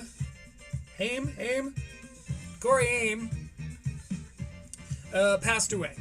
So he woke up and it was a whole big tragedy.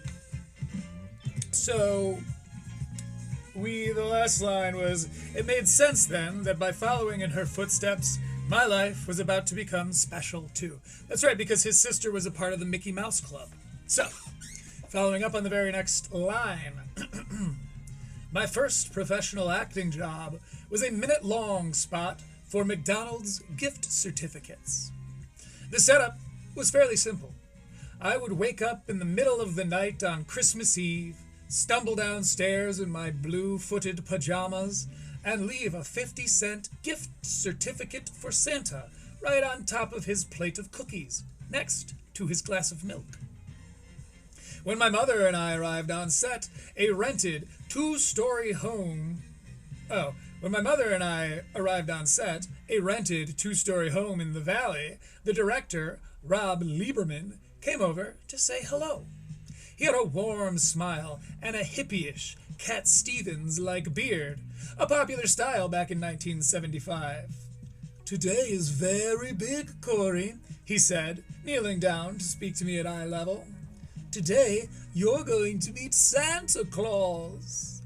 But it's the middle of summer, I said, nonplussed. Rob patted my head and winked at my mom, and that was the end of that. Off I went to be fitted in my pajamas. As the day wore on, we shot take after take. I climbed in and out of bed, I teetered up and down the stairs, until finally, it was time. Santa was going to reach his hand into the scene to collect his gift certificate and shout, "Oh, oh, oh," while I looked on from between the wooden stair railings. I was crushed, however, when I realized that Santa was really just a regular-looking guy wearing a red coat sleeve with a fluffy white trim. "Where is the real Santa?" I asked. "Can I meet Santa Claus now?" "The real Santa is going to come later," Rob said, no doubt aware that his 3-year-old star was headed for a production-halting meltdown. "Right now, we just have to pretend." If shooting a Christmas commercial in July was my first clue that things in Hollywood are rarely as they seem, this sad excuse for a Santa was my second. And I never did get to meet the real Santa Claus that day. The McDonald's ad, though, would run for the next 8 Christmases and win a prestigious Clio Award, the Oscar of the advertising world. We're going to finish off this chapter here. We got one more paragraph. When you ask most people to reflect on their very first memory, the recollections usually fall within a range of familiar vignettes. That first game of catch with mom or dad, playing with a beloved stuffed animal or a favorite toy, or watching Saturday morning cartoons. My first memory is shooting that McDonald's commercial. I can't remember anything before the start of my career. We're really starting to get into the meat of it, aren't we? Corey Feldman, I'm tempted to ask, who hurt you? But I feel we'll know that soon enough. Anyway, let's get back to Ehsan Ahmad. This has been a reading from Corey Feldman's memoir, Choreography. For dramatic effect. Hush, my love. So we're making this emergency landing, and we're on a Right. So they have to make an emergency landing in Tulsa. Boeing, so we all think we're gonna die. This is a very American way to die. You know, your Boeing falls apart over Tulsa, Oklahoma. That's a good. Ooh, Boeing. It's not Kill Tony. Everyone's making Boeing jokes at this time. Does this say when it was shot? Because Renan Hirschberg is smart enough to know that it's important to put when it was recorded. Because that allows some leeway for outdated or hack concepts where it's like, okay, but Renan, although his special came out this week, he recorded it in May of 2025 or May of 2024 even. I don't remember. But it was a while ago. I think it was 2025. Point being that some of the things he was joking about then are now quite hack. However, like, for instance, when he's going after the Rogan sphere, it's like that's kind of a tired angle now. When I see comedians starting to do it now, I'm like, you're bandwagoning. This isn't brave. But Renan was doing it when it was brave. And I know that because he added the date it was recorded in the description. Take note, comedians. More American is as it's falling apart, something pops up on your screen to tip for the whole experience. You're like, okay. And it starts at 20%. That sucks. Oh, a tip, I see. Tip culture, man, it fucked us all. Because it's like bartender, like that's how you get paid. But then now everyone's sick of it because these fucking clerks at Best Buy, if that's even still a thing, are like asking for tips. It's like, it's not for you. And because you abused that, now people who actually have to live off of tips are catching a bunch of extra shit, and people are not tipping it, or people are not tipping as an act of protest. It's like, all right, well, get back yourself. See if I warn you if the beer lines are old. The reason why we had to make a landing is there's a guy in the back. You get some skunky paps. Ooh, skunky paps. Back of the plane. New band name. Who got high for the first time. New song name. Took an edible. Had a. This guy in the audience. Yeah. What was it, you? The reason why we had to make a landing is there's a guy in the back of the plane who got high for the first time. Took an edible. Had a massive panic attack. We had to land the plane. And I noticed that this happens when people get high for the first time. They think the edible is the best way to do it. This will be interesting. And any veteran stoner in here will tell you that is a terrible idea. Yeah. Yep. You're going to want a little bit of a tolerance. get out ahead of it a little. If you've never been high before, smoke. Yep, he's right. You can control how high you get. Yeah, all right. If you take an edible, you're at the whim of God. For real. An edible God is Old Testament. Edible God is Old Testament is my favorite sentence I've heard all day. He is angry and he will kill you. You understand? And I know we're at a comedy show, so there's a chance that someone in here got high for the first time off an edible. And if that's you, just know. We all know. And we're all looking at you right now. We're looking directly at you. And if you leave, we'll chase you. So don't fucking move. That's really funny stoner humor. Just sit there and think about every mistake you've ever made in your entire life. Get back to the plane. The first time I've ever said that about a comedian. That noise floor is fucking you again, buddy. Let's be real. I think the noise floor is definitely the most damning quality of this whole production, because it makes these quiet moments awkward, and it makes these awkward moments excruciating. Because that thumping you were just hearing is him putting the microphone into the microphone stand. Excuse me, would you? I was looking for a mic clip so I could show you exactly.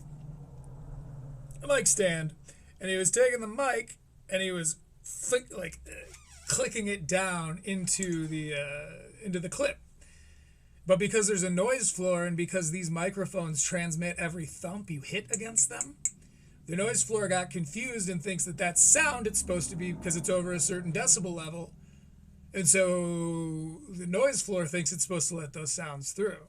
So instead of catching any of the crowd's laughter dying off for this silence, it's just kind of silent, and you hear it's almost as bad as like a movie where a band who you're supposed to think is shitty look at me, I'm doing it. Where a band you're supposed to think is shitty gets on stage and there's like feedback. It's like it's kind of gives you that same feeling of like, in a very cinematic way, he comes off very kind of inexperienced, and he's not. I mean, he's been at it for many, many, many years, but that noise floor is hiding that from us. Ehsan Ahmad. Did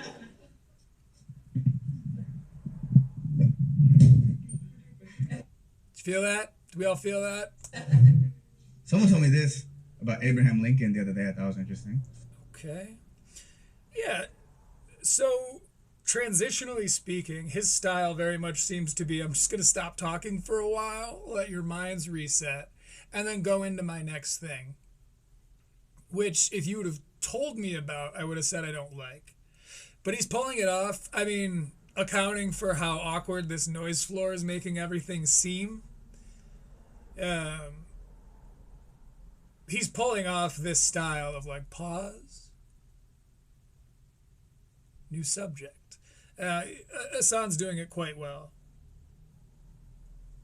I've never really seen this method before. And honestly, Luis J. Gomez could take a little bit of a note here, because that's probably the biggest sin committed in Luis J. Gomez's special was that it all seemed really just like crammed together. This joke and then this joke and then this joke, where like you'd still be laughing about the previous joke and then he'll start a new one that has nothing to do with that. He needs a little bit of that Ahmad pause.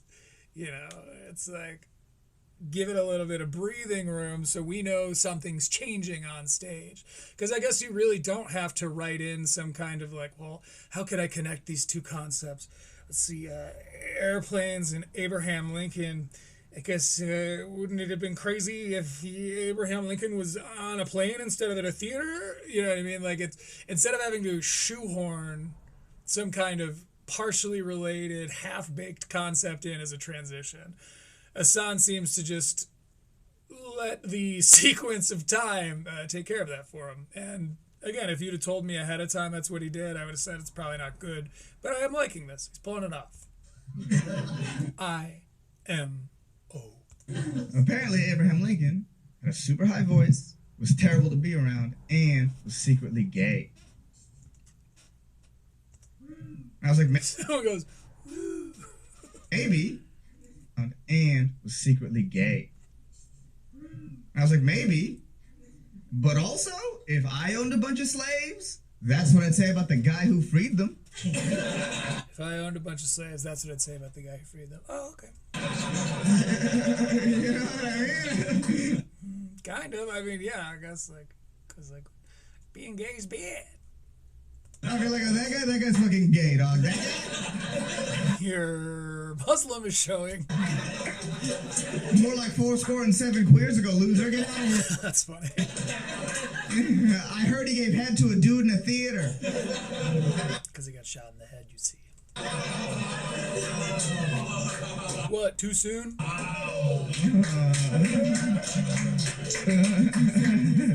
Too soon? Okay. It's just, I'm never going to beat the pre-screening allegations. I'm just that goddamn good.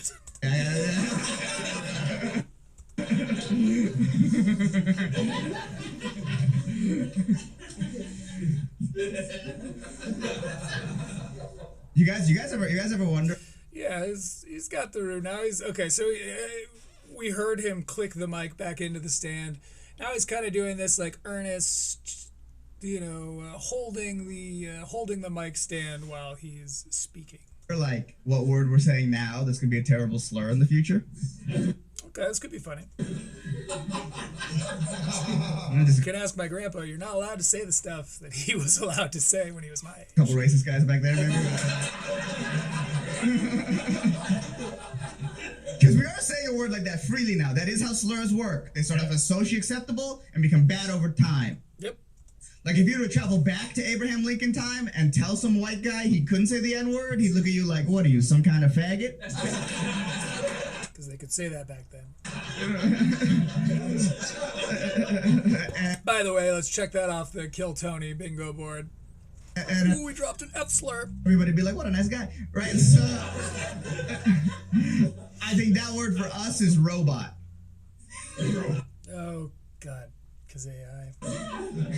I do. I think like 10 years from now, we're doing a show and there'll be a robot in the front row. And I'll be like, oh shit, a robot. And he'd be like, actually, the correct term is electrical American.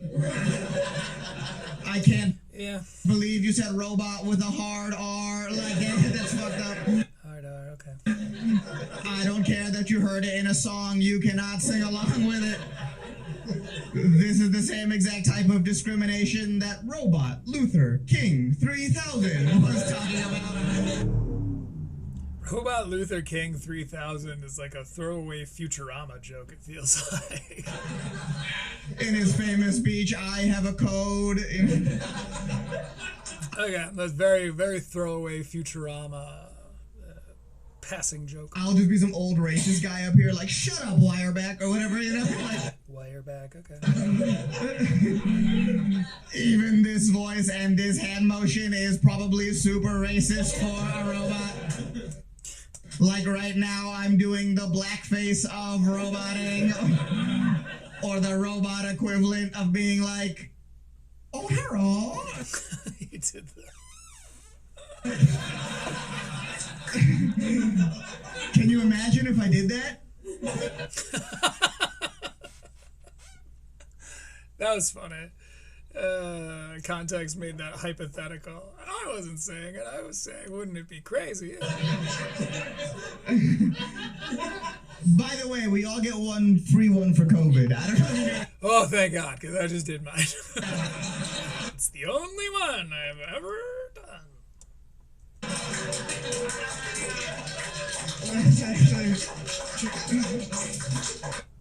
This is my. It's hard. Okay, I'm doing my best. I'm going to strain my critical brain here so that I can judge this around these ads. It just sucks that I have to. It is one of the trade-offs, Ehsan. So when you decided, yeah, we're going to go with 800-pound gorilla media, I imagine you didn't take that into consideration. That they were going to fuck up your vibe. They're going to fuck up your cadence and your timing. They're going to fuck up your aura. For those Zoomers and Gen Alphas out there. I bet you didn't think about the fact that they're going to butcher a lot of your material by just putting ads wherever the fuck they feel like. Now, I think it has 19,000, just about 19.5K views so far, which is more than he would have gotten on The Solid Show, releasing it just on The Solid Show channel. It's probably also brought people over to The Solid Show. So I guess in one hand you've got this was a very successful business move. On the other hand, you've got you're an artist trying to show someone how good you are. You're trying to show people how good you are at this art form. And that definitely takes a hit when you are focusing on the business hand of things. So use it wisely. But again, like, he didn't put these in here, but I think I can't continue to give people a pass for it, because then they're scapegoating 800-pound gorilla media. Because they know that is the cost. It's like, well, why else would they be doing this other than their passion, driven for their love for comedy? Other than being driven by their love for comedy, you gotta know that there's some financial incentive here for them. So it's a give and take, but I think with regards to this special, it took more than it maybe gave. But or not, and maybe this will blow up because it's on 800-pound gorilla media, and Ehsan will get the attention that I would like for him to have. But I'm not gonna lie, after watching this special, I'm like a little underwhelmed. Where Ronan Hirschberg fucking blew me away. I couldn't believe how funny he was, how very clever his writing was. He used some like trope. He touched on some like comedy tropes, but he did it in his own way that made it like very unique to his own voice. Now Ehsan, I feel like, is almost doing the cheap version of that, because like Ronan Hirschberg's a Jewish guy, and so he had a lot of like, you know, humor in there. Thank you. A lot of Jewish humor in there, but he did it in a way that wasn't tired. Whereas Ehsan kind of just touched on a lot of the, hey, I'm brown, so like 9/11, you know, like,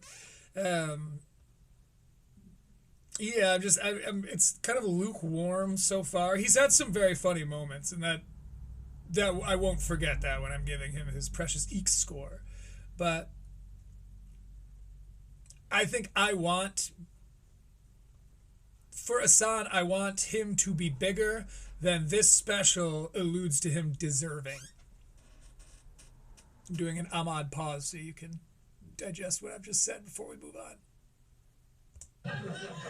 So use it wisely. Just once though, twice is racist. Don't forget. But you see it happen with words all the time to go to style. I was on TikTok and I saw a video of a young lady who said she would never be friends with anyone who said the word retarded. Okay. Why are you on TikTok? I mean, I guess TikTok's, it used to be for kids. Now those kids have all fucking grown up or some shit, I guess. I don't know. I tried to do TikTok for a while. It was kind of a little much. And that's fair. You're not supposed to say retarded anymore. You gotta. There was a while where I was doing a lot of like short style videos. Actually, literally when TikTok was blowing up and then YouTube did the like YouTube shorts. I was focusing really hard on that for a little while. And I'm glad I did, because there are some jokes that I wrote / came up with and then just like shared on shorts right away. And now I have claim to those jokes by the laws of comedy.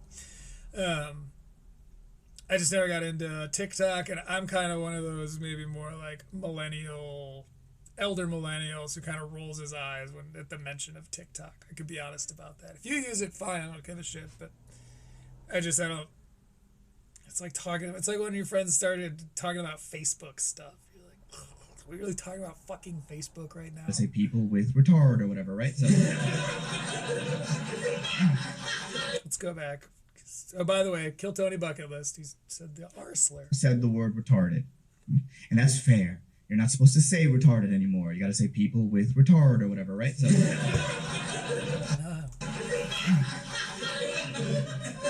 Austinites are loving that shit.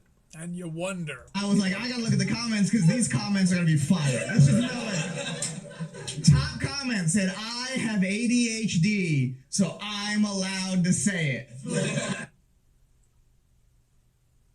Now that's math I can get behind. And I was like, yo, I gotta look at the comments on that because they're gonna be even more fire. And underneath that was a 200 comment argument chain on whether or not people with ADHD were allowed to say it, and I read all of it. Okay, that's funny. Yeah, I feel like it, you know. Some of us, you know, got the 504 plans. Pretty much gave up on school when they tried to put me in with the special class, so. And as I'm scrolling, I realized what's Yeah, I can't say it. actually happening is I'm watching a bunch of retards try to figure out who is allowed to say retarded. And I know I've been up here saying it a lot, it's true, but I do want to mention I do have ADHD. Okay. And the crazy part about that is I don't have ADHD. That was okay. Good that he said it, because I'm like, yeah, I don't know, like, everyone says they have it, especially the people that don't have it are like, I feel like everyone has that. Do you? It's like Tony when he talks about anxiety. I feel like everyone has anxiety and depression. You just gotta get over it and be tough like me. It's like, oh, I think you're getting synonyms confused or homonyms confused, my guy. Google it. What do I fucking look retarded? Get out of here, dude. That's crazy. I don't actually have ADHD. What do I look? Redundant? Redacted? My favorite comment in the whole thread is one guy out of nowhere My impression of American Redact has just devolved into that. was just like, did you know animals can get down? Whatever, he's been on a hot streak recently. Heads up, I'm about to say something crazy, but American podcast cringe these days, most days, but podcast cringe these days, makes American Redact look like a fucking genius. Cringe's coverage of like the Bert Kreischer thing today was just so... It was a lot to stomach. I'm not going to get into it. I am someday going to do coverage of all the Hatresses. Because we want to get to know these characters, because they are part of this whole universe that we're exploring as fictionists. They are characters, although they're not stand-up comedians, they are contributing to the zeitgeist, the universe that, again, that we're studying. So I will do Hatred. I'm just collecting things that are contemporary. Because, I mean, I have 1,000 links and stuff, you know, like, but it's all to old stuff. And they're always coming out with new dumb shit. So I look forward to checking that out. But there are some good ones. Redact has been on a hot streak recently. For instance, he coined the term the Mike David sphere. And that was pretty good. Redact was pretty good.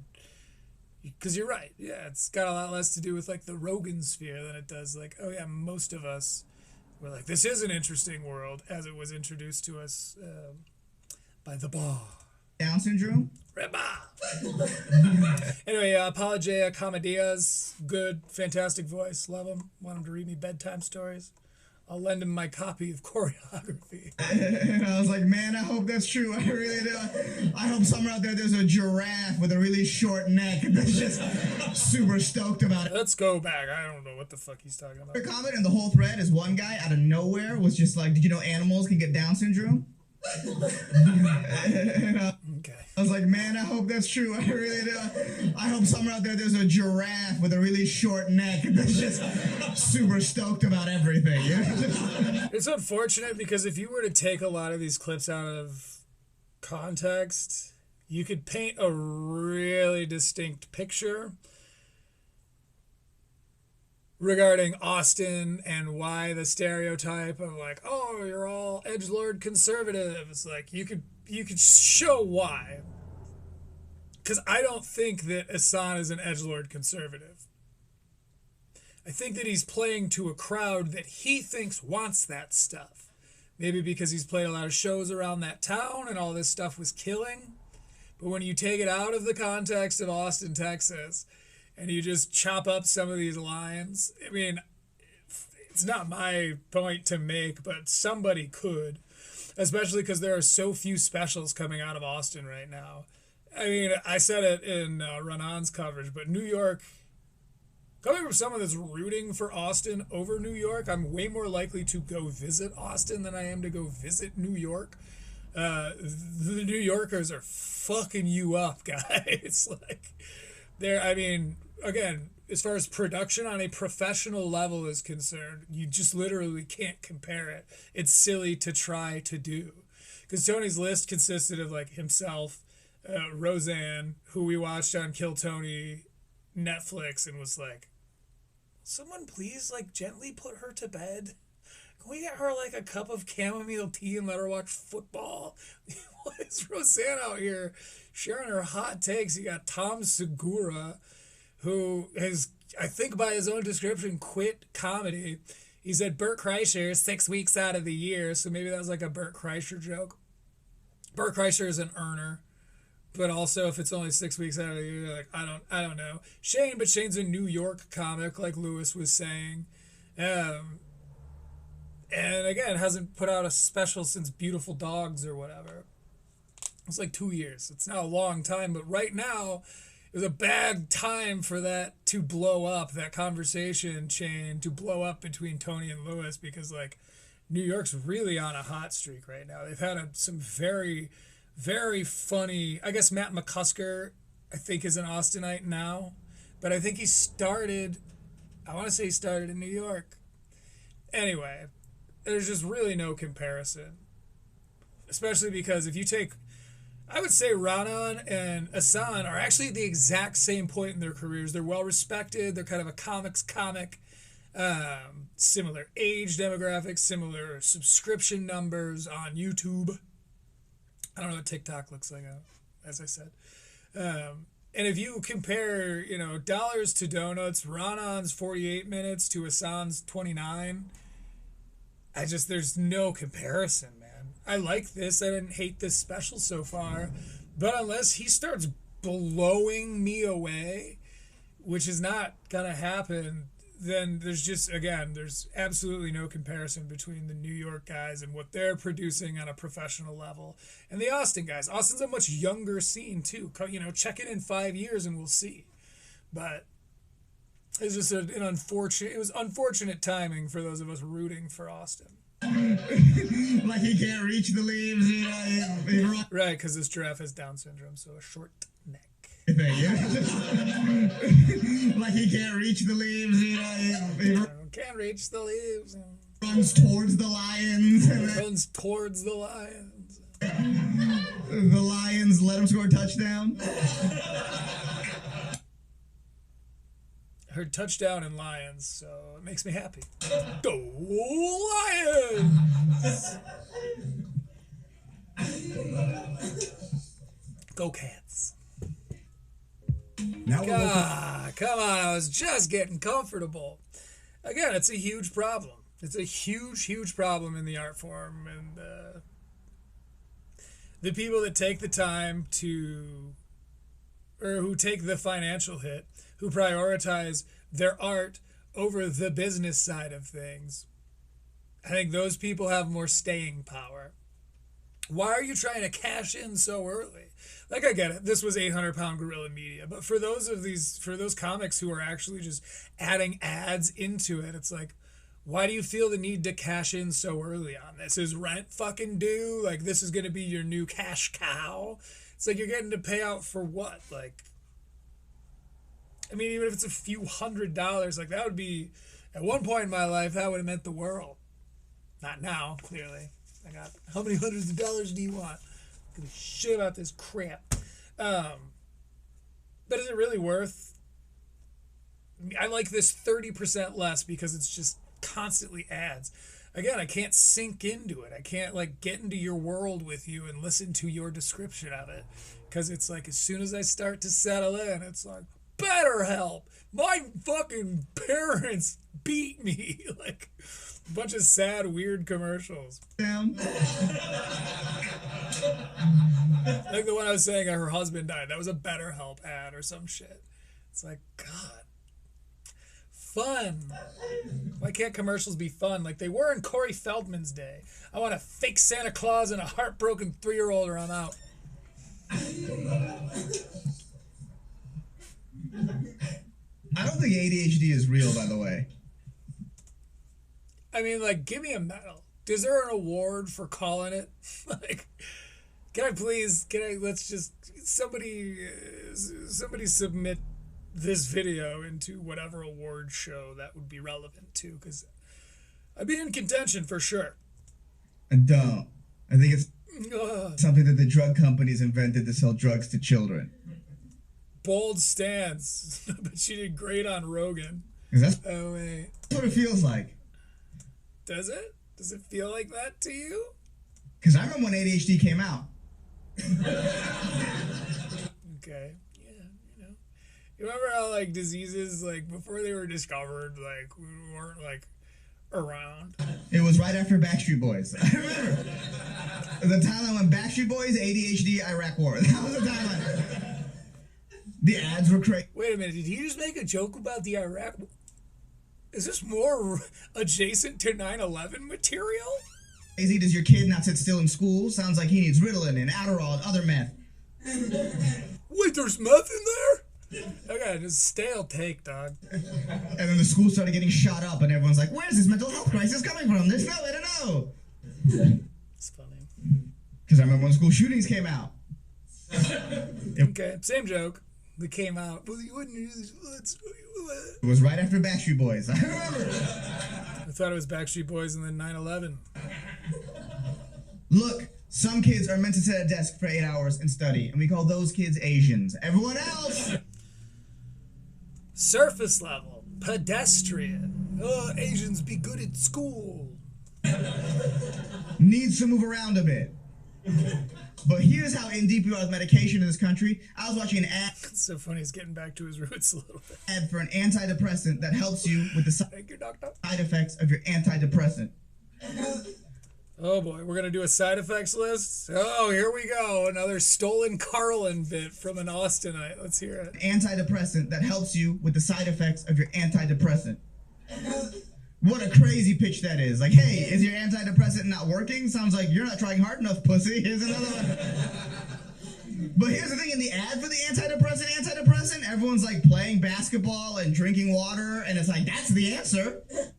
Play basketball and drink water, duh. God damn, he's got an even more tone-deaf take on this than Tony Hinchcliffe. And I assure you, that's saying a lot.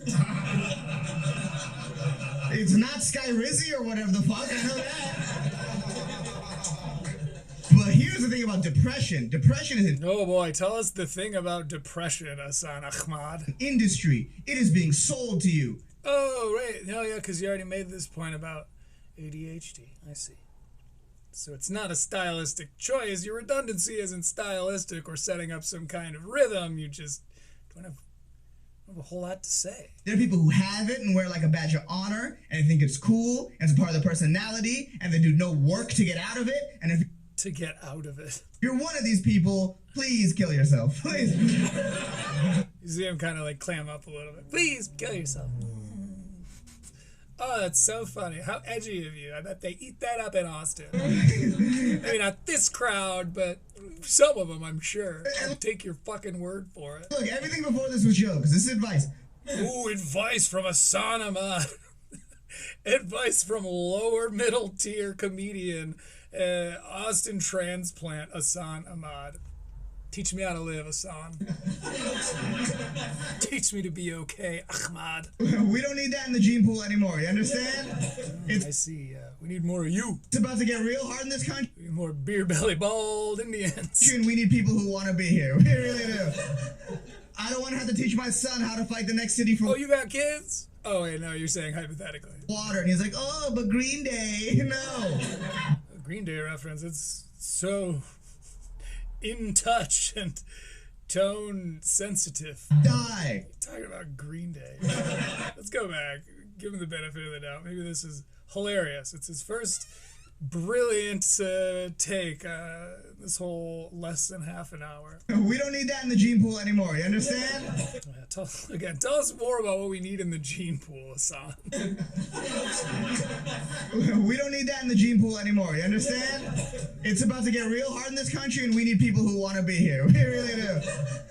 I don't want to have to teach my son how to fight the next city for water. And he's like, oh, but Green Day, no. I don't want to have to teach. We have hard times coming in this country. I don't want to have to teach my son how to fight the next town for water. And he's like, oh, but Green Day. It seems so much like that was written by AI or something. Like, it's the second time he's had just this weird. His intro was the same way. His cold open was the same way. Where it's just like, well, those are all words for sure, but is that the point? You have okay. Oh, die. Green Day, die. Day, no. Die. And I know it doesn't look the best. The guy who looks like me coming up here telling a room full of people to kill themselves for the greater good. Right, because you know how like there's like really Indians are really known for like standing on stages and telling rooms full of peoples to kill themselves. I know. It's like a suicide bombing joke. Is that what that is? I don't. That's not the best look. But if you're not going to do it for me, at least do it for Allah. That's all I ask. Yeah, suicide bombing joke. I'm literally getting tired of being right with this guy. Ehsan, this was too soon, dog. Get it?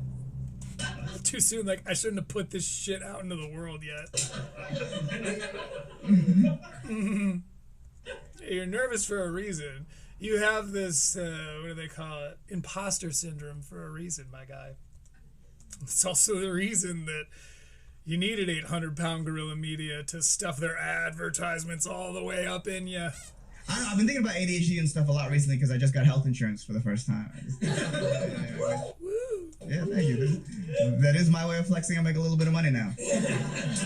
Doing this? Austin. Like, I ain't rich. Like, I don't got a Porsche and a Benz, but I got a Blue Cross and a Blue Shield. That's what I got. Okay. Gold PPO, son. It covers nothing. That's what I found out. Oh boy, health insurance stuff. This will be awesome. I pay so much money for zero coverage. We gotta kill a couple more CEOs. Yo, we killed 200,000 Iraqi civilians for cheaper gas. We can kill 2 more CEOs for lower deductibles. That's fair. That's fair. Okay. We don't And again, I think he thinks the audience is pulling away because he's being Austin edgy. He's busting out that Austin edge. I just think that like this only makes half sense.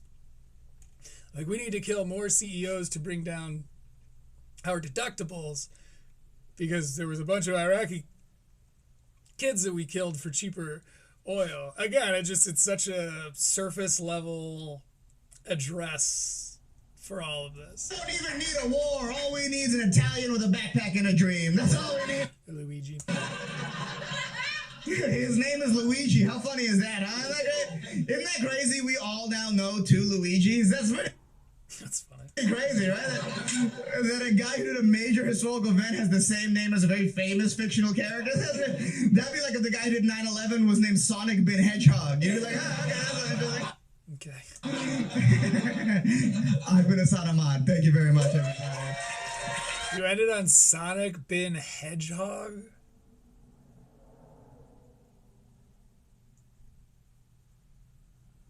Remember about 10 minutes ago in this when I was like, maybe he's about to hit the gas. I think he may have pressed the wrong pedal. It was an absolute crash and burn at the end. I don't think ADHD is real. Also, depression and anxiety either. Like, oh, another Indian joke, another 9/11 joke, a joke about Osama bin Laden that's Sonic bin Hedgehog. I guess, yeah. Okay, I'm only staying on here for the credits because there's still like 3 minutes left. By the way, this wasn't 29 minutes worth of material, it was 26. Explains why he kept all this in. He's really trying to get to the full half hour. Full half hour comedy special. Liar! It is 6 minutes and 45 seconds. It's a full 6 minute and 45 second comedy special. You deceive me.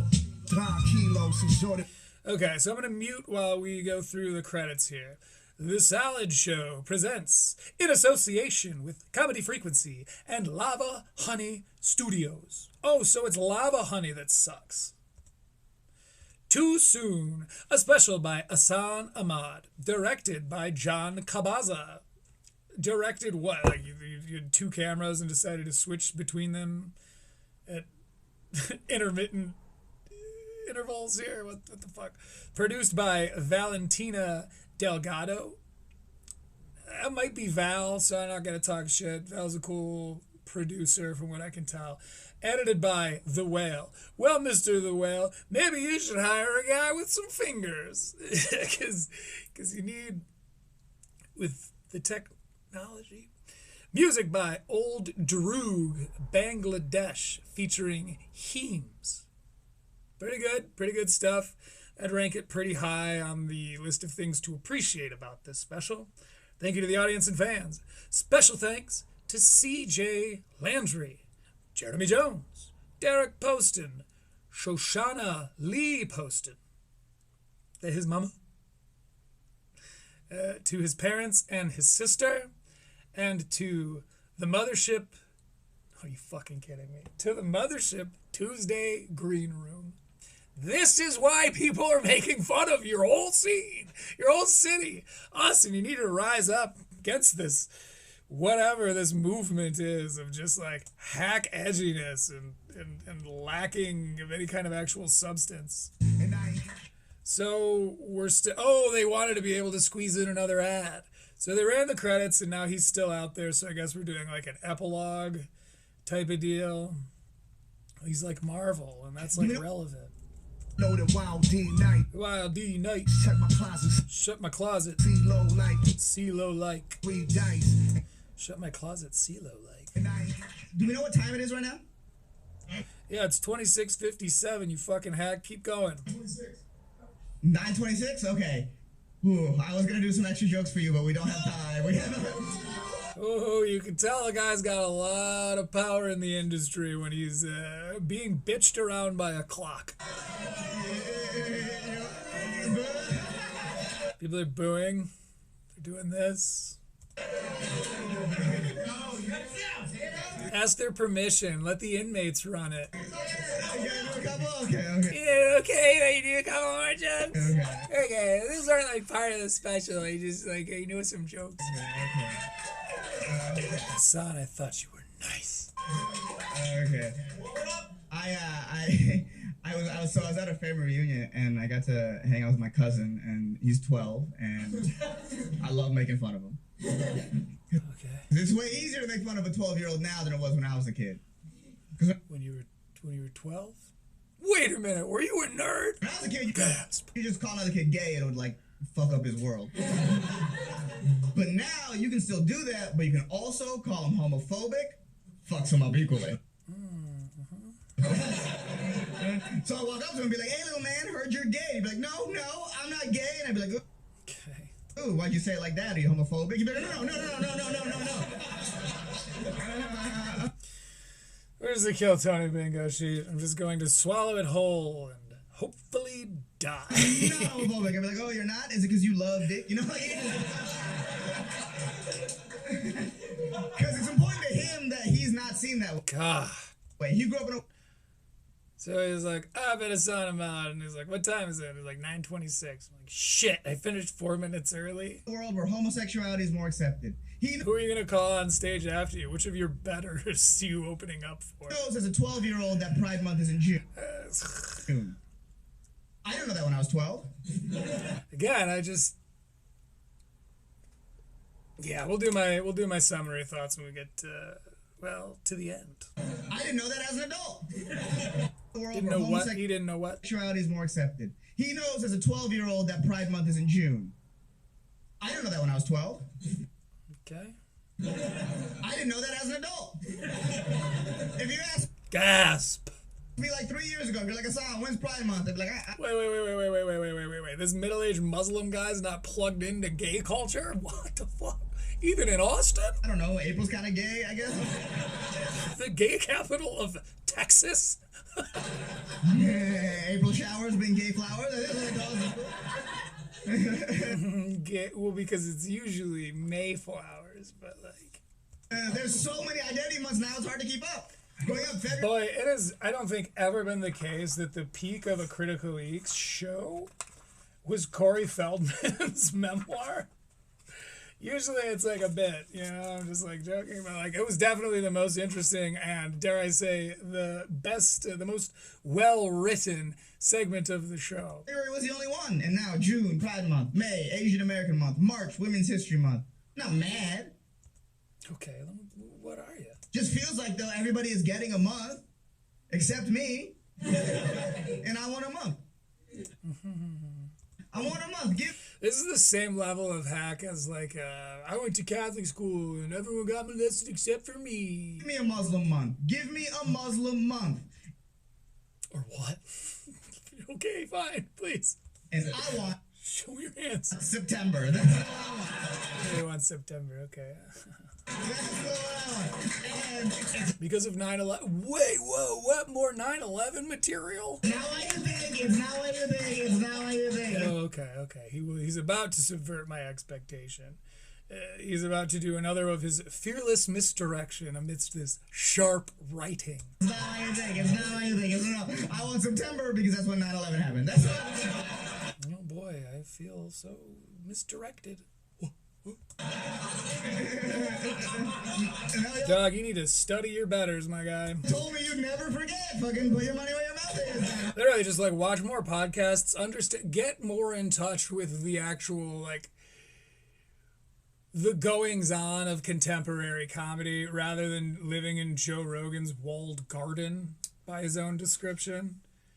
And you'd understand like what a fucking cringe fest this whole thing was. Like hitting all the Kill Tony buzzwords, the like really on the nose racially based self-deprecation. Again, that was all just like popsicle stick level like observations. I don't know. We're not to the end yet. We're 20 seconds from the end. What caused that laugh? September because that's when 9/11 happened. That's what. And now y'all told me you'd never forget. Fucking put your money where your mouth is. Another one of these weird non sequiturs where he's presenting it like the 2 cents thing. Can I give you my 2 cents? Can only give you a penny for your thoughts. It's like, those two things don't line up. They're vaguely related so far as like keyword adjacency is concerned. But the like, you said you'd never forget, so pay up. It's like, what? What are you fucking talking about? That's 3 that he just like, he kind of says it with so much confidence that the audience is in this like hypnotized state of like, oh yeah, right, pay up. Wait.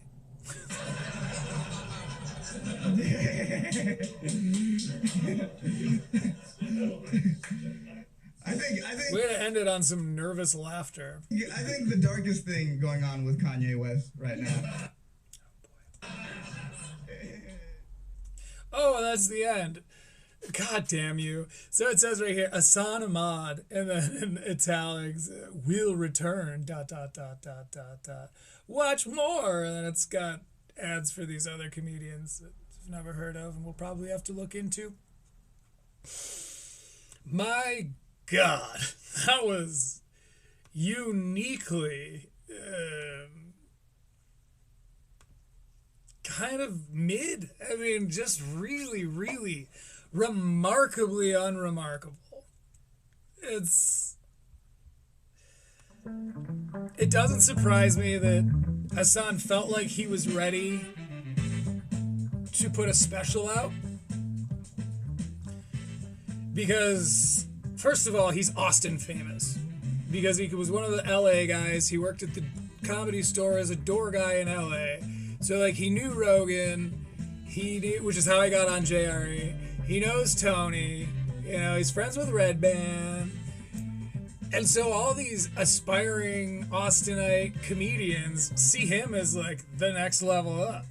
So they're all laughing really hard at everything he says, and they're like, oh, he's a star, you know, among these open micers. So it doesn't surprise me that within the confines of that walled garden Joe was talking about at the beginning of this episode, like, that within the confines of that garden, Ehsan kills it. But as soon as those speakers with that way too heavy noise floor begin to leak sound over those high walls, people are going to be really put off by it. You're just not at the level that your peers are at. Writing-wise, performance-wise, knowing your own personality on stage-wise. Like, it's just, again, if you take Ronan and Ehsan and go bit for bit, minute for minute, not only is Ronan way out ahead of his ass as far as, like, the amount of good content he packed in to an even longer special. There's just, Ronan, like, makes you think. There's a couple of jokes, two of them that I can remember, that Ronan just, like, leaves it hanging and lets you kind of do that small amount of math, which sometimes can be way, way funnier.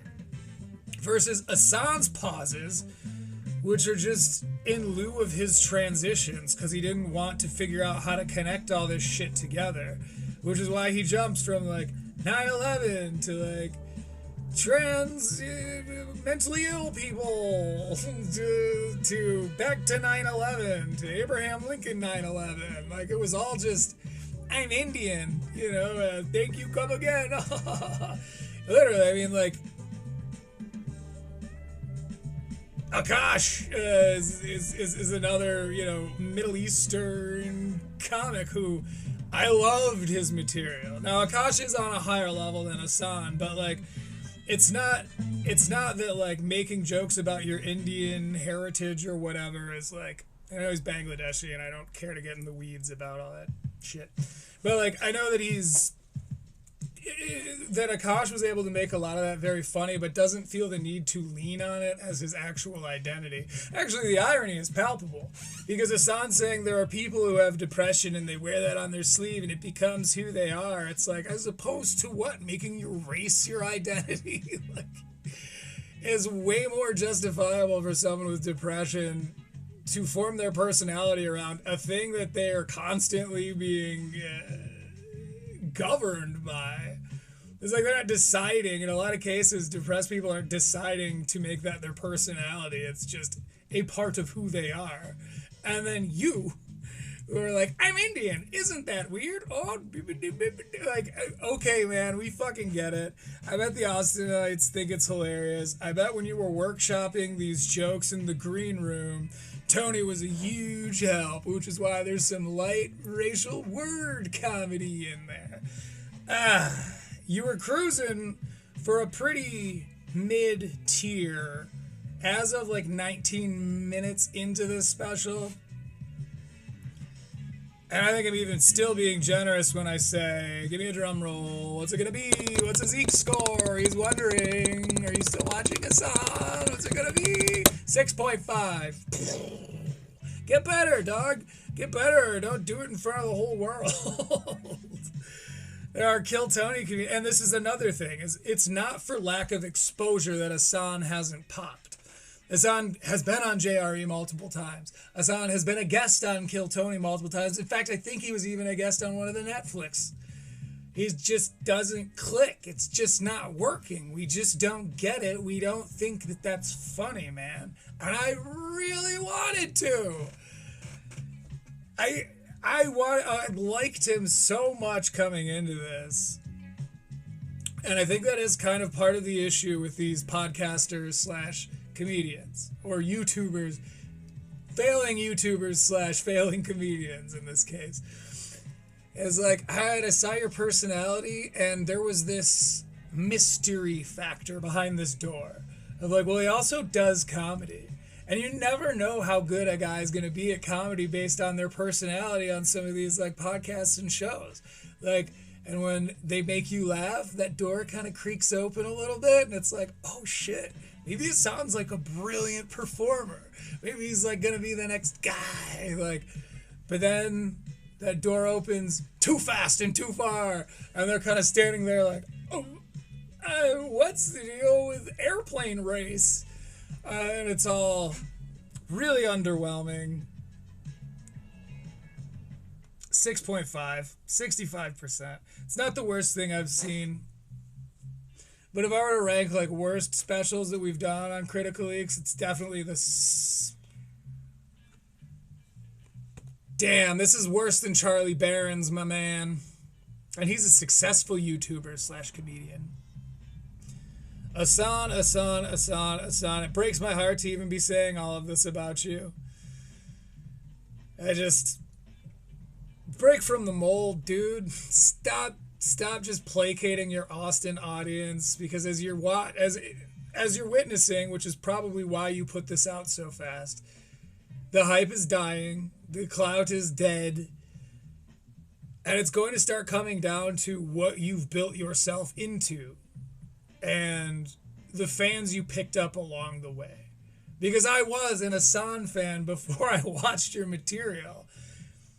And now I'm just like, God, he has so much fucking work to do before I find him likable at all. What a shame. What a tragedy. Let's listen to some funk music to bring our moods back up before I say my goodbyes to you. To it, this has been Critical Leaks. And in the meantime, be nice. Now that's clever writing, Ehsan. Take note, bitch. Yeah. You're the conga in this motherfucker.